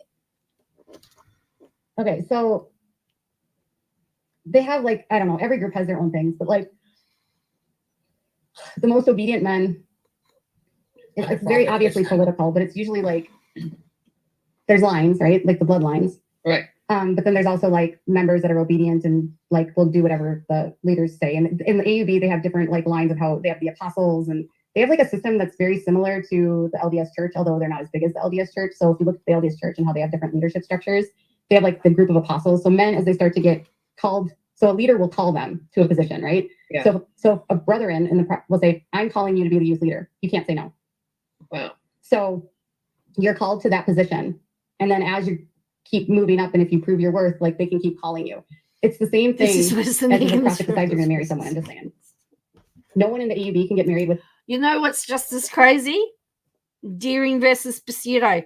The Moira Deeming, or can't think of her name, is suing the Victorian LNP leader, so the opposition leader, for defamation. She got expelled from the party and she's suing him for defamation. That's pretty crazy as well.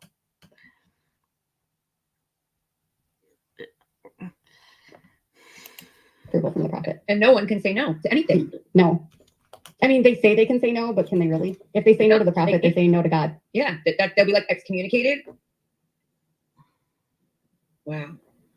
So they're called to the quorum of the 12 after prayer. So the quorum of 12 are their apostles in the AUB. And then after the apostles are the brethren.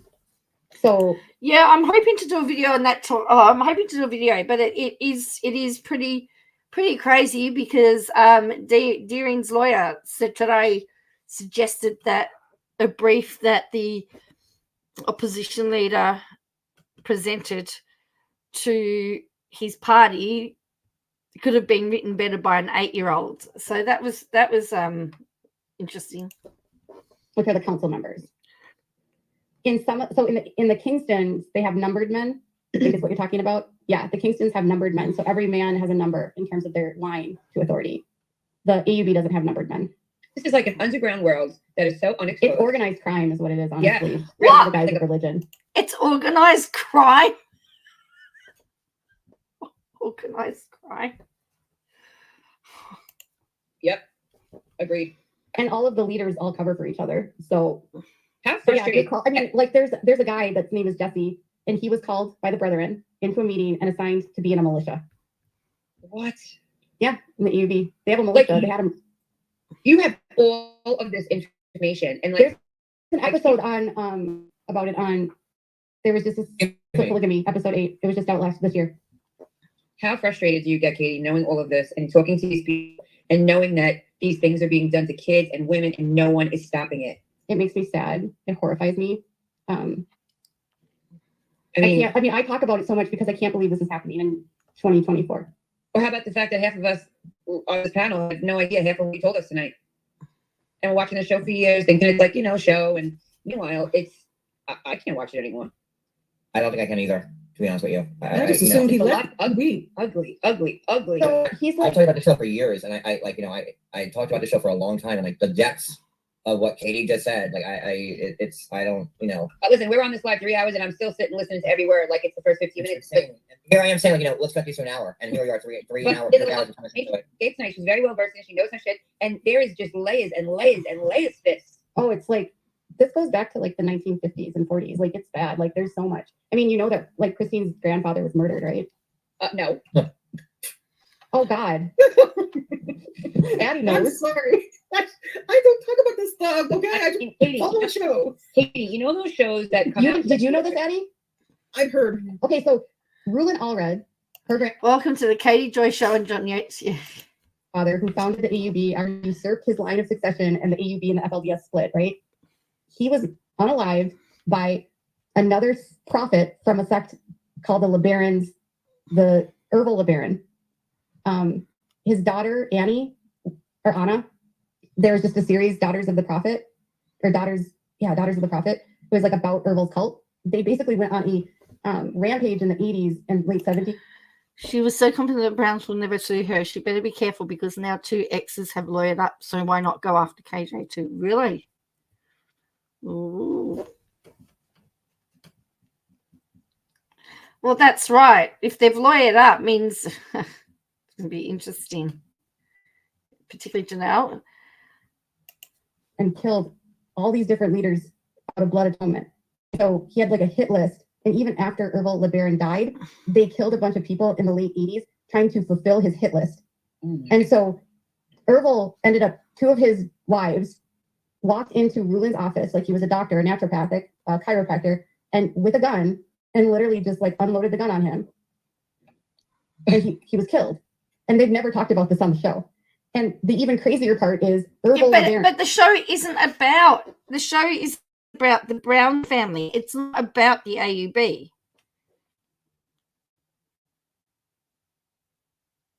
It's not the history of the AUB. It is the complexities of trying to navigate a family where you've got three women and a number of children. Is Christine's mom's uncle. Okay, they don't talk about anything on the show. Now that I've heard from you tonight, they talk about nothing on this show. Nothing. So Christine's great uncle killed her grandfather. It's almost like Italians in the mafia. It is. And so he also killed his brother, Joel. And then his other brother, Verlin, died while he was in jail from a car accident, which people have always speculated that maybe he had something to do with it.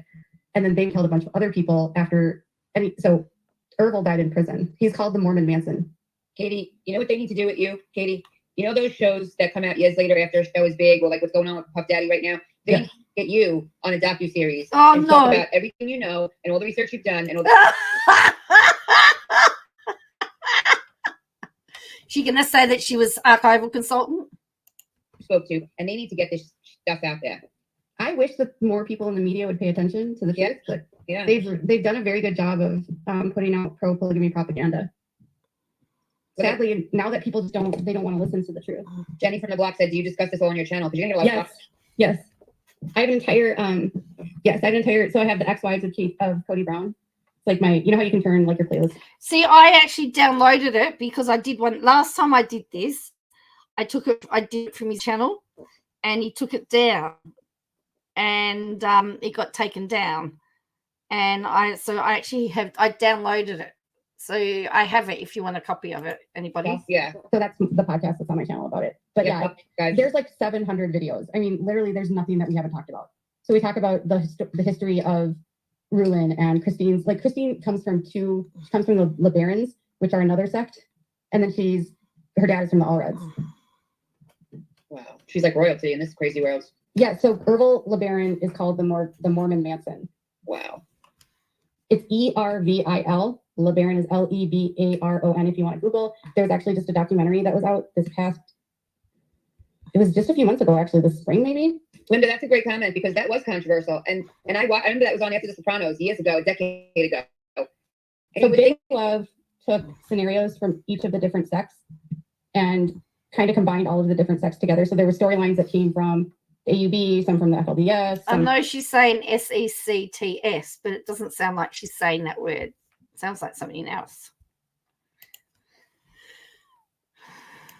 The Kingstons, and then some from the LeBarons. So there was like real storylines that came from that. So it was inspired by real events, but not all of it was real, obviously. But like there was the compound stuff, there was all the fraud stuff. Do you remember the fraud storyline? Oh yeah. The fraud storyline is from the AUB. That was Owen Allred. They were trying to always kill people. That was the LeBarons. Yeah, the compound stuff was the FLDS, Short Creek.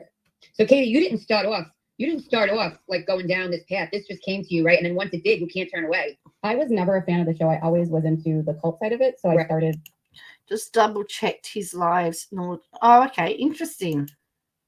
Well, I'm glad I downloaded it then, eh?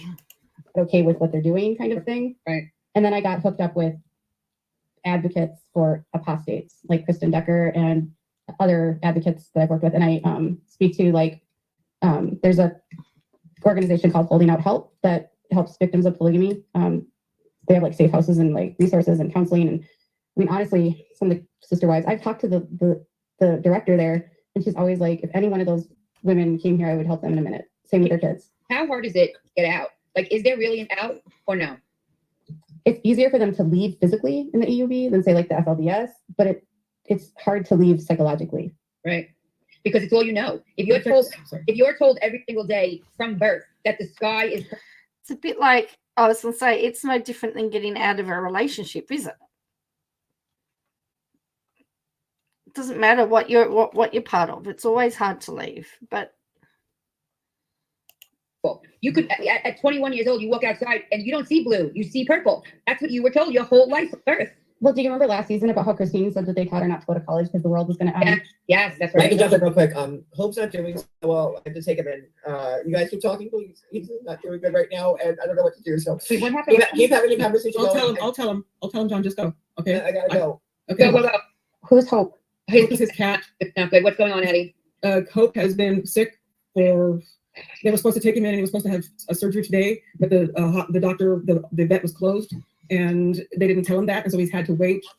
And now it's worse, and he's going to have to take him in now. It's not good. Yeah, I had a feeling it wasn't going to be good. It's his baby. They have three kitty cats, and they're their children. They're he and his husband's babies. So that makes me so sad. How old is Hope? Hope is what is he? 14 now? I think 14. Yeah. Oh. He's a sweetheart. All the cats I've been to their house. I've met them all. But yeah, he's not doing well. He's 14. Yes. Awful. So anyway, this has been unbelievable. Thank you, Katie, for your time, for 3 hours, for explaining this to us, for educating us. I think it really opens people up to what's really going on. We appreciate it. Yeah, thank you guys for having me. I'm sorry if I Have talked so much. followers. Oh, you're fine. Some of us tend to talk over each other a lot. John and I talk over all three of us. I'll talk over each other. Whenever I come on, whenever I start like spilling, people are like, "Oh, but she's talking so much." I'm like, "Oh." Now, but a lot of information, you got to get it out. Well, you can always come on to my channel. And I'm there. I posted 2 videos today. There's like a whole podcast. There's lots of stuff in there. There's like backstories about Robin's childhood. Oh, she's got podcasts as well. I was so hoping that they had left. That's why I stayed here. We've been doing this for years because I knew about the AUX whenever I watch Katie's stuff. That's what I'm focused on is that part of what info she's given. But I was disconnecting him from it in order to do this because But now I don't know. I think we maybe. I'm not gonna say. I'm gonna wait till John. We talk to John. I'll talk to John. That's where my biggest challenge is like I always tell people I'm not a fan site, and so when fans find my stuff, they're like, "What is this? Why are you talking about this stuff?" And I'm like, "I'm not a fan site." So like, yeah, she does get trolled, and I mean, she gets a lot of flack for what she does because the cults don't want me to talk about it. Right. Yeah. Well, you guys have a good night. Have a great. Thank you again. Yeah, thanks, Brooke, for being so kind. Thank you. Oh my God, I'm gonna be following you now, girl. Oh, it's awesome, Brooklyn. Well, I'll see you there and chat. All right. Good night, everyone. Take care. Thank you for being here. Yes, he left his own stream. Very interesting, isn't it? Happened. He's done that. Does that? I think he did that the last time. too, by the way. I think I remember that the last time I watched one of his streams. So let's just have a look. See now. I'm just seeing also if my daughter's article made it in here in the actual newspaper part of it. Oh, menopause affected skin. I can tell you that I'm not going through menopause at the moment. I had to have a blood test to see what my hormone levels were. However, apparently I've got a vitamin D deficiency. They tell me. So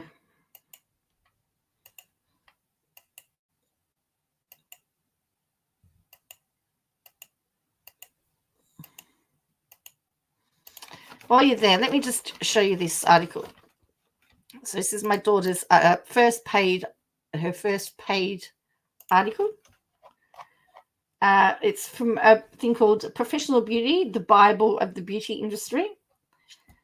How to delicately talk to clients when you see an abnormal lesion. And that's by my daughter. Promoting early detection of a client's abnormal lesions starts with an important conversation, writes Maria. It's interesting. She actually doesn't officially have a hyphen in her name, but we found with government departments, the computers didn't like names without hyphens. And so now she's just added a hyphen, but officially there's no hyphen there. So has there ever been a time when a normal lesion makes you do a double take but unsure how to tell your client? Turning a calm and soothing treatment into a serious conversation can be daunting. As a dermatology nurse and dermal clinician, Jennifer Hookham has navigated through these conversations. She advises the best way to start the exchange is simply by asking, have you had a skin check? Move to Darwin, you have heaps of vitamin D. And so she goes on and talks about that. She actually interviewed that dermatology nurse and dermal clinician.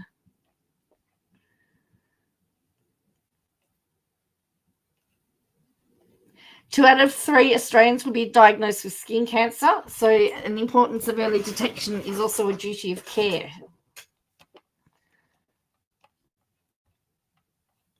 Thanks to initiatives like Spot a Spot from TAFE New South Wales, clinics can confidently navigate these discussions with clients.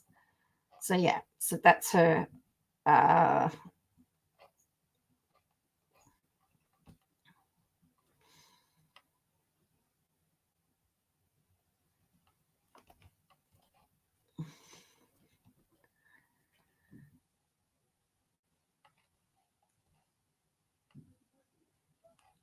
So yeah, and then there's a current issue of the thing here. But anyway, it's a profession. But this was her first paid piece. So I was pretty impressed, actually.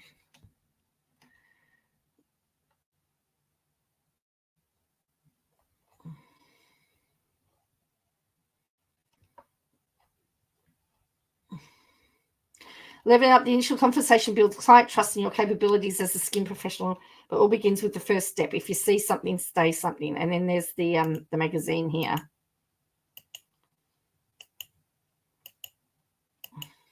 So there's stuff in there about menopause and stuff like that.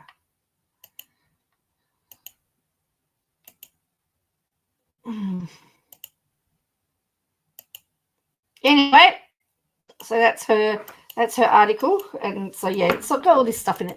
So apparently it's for beauty professionals. I think they said, yeah, the Bible of the beauty industry. So it's a publication for people in the industry. So that's pretty good. I don't think they've even got a bio on it yet, which is a bit sad to say what. But anyway, that's my girl.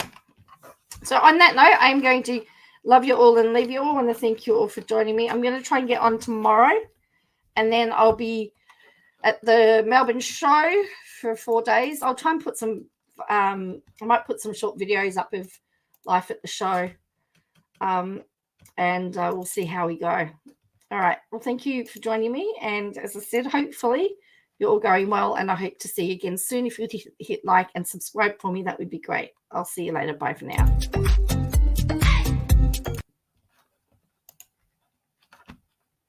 When this plays.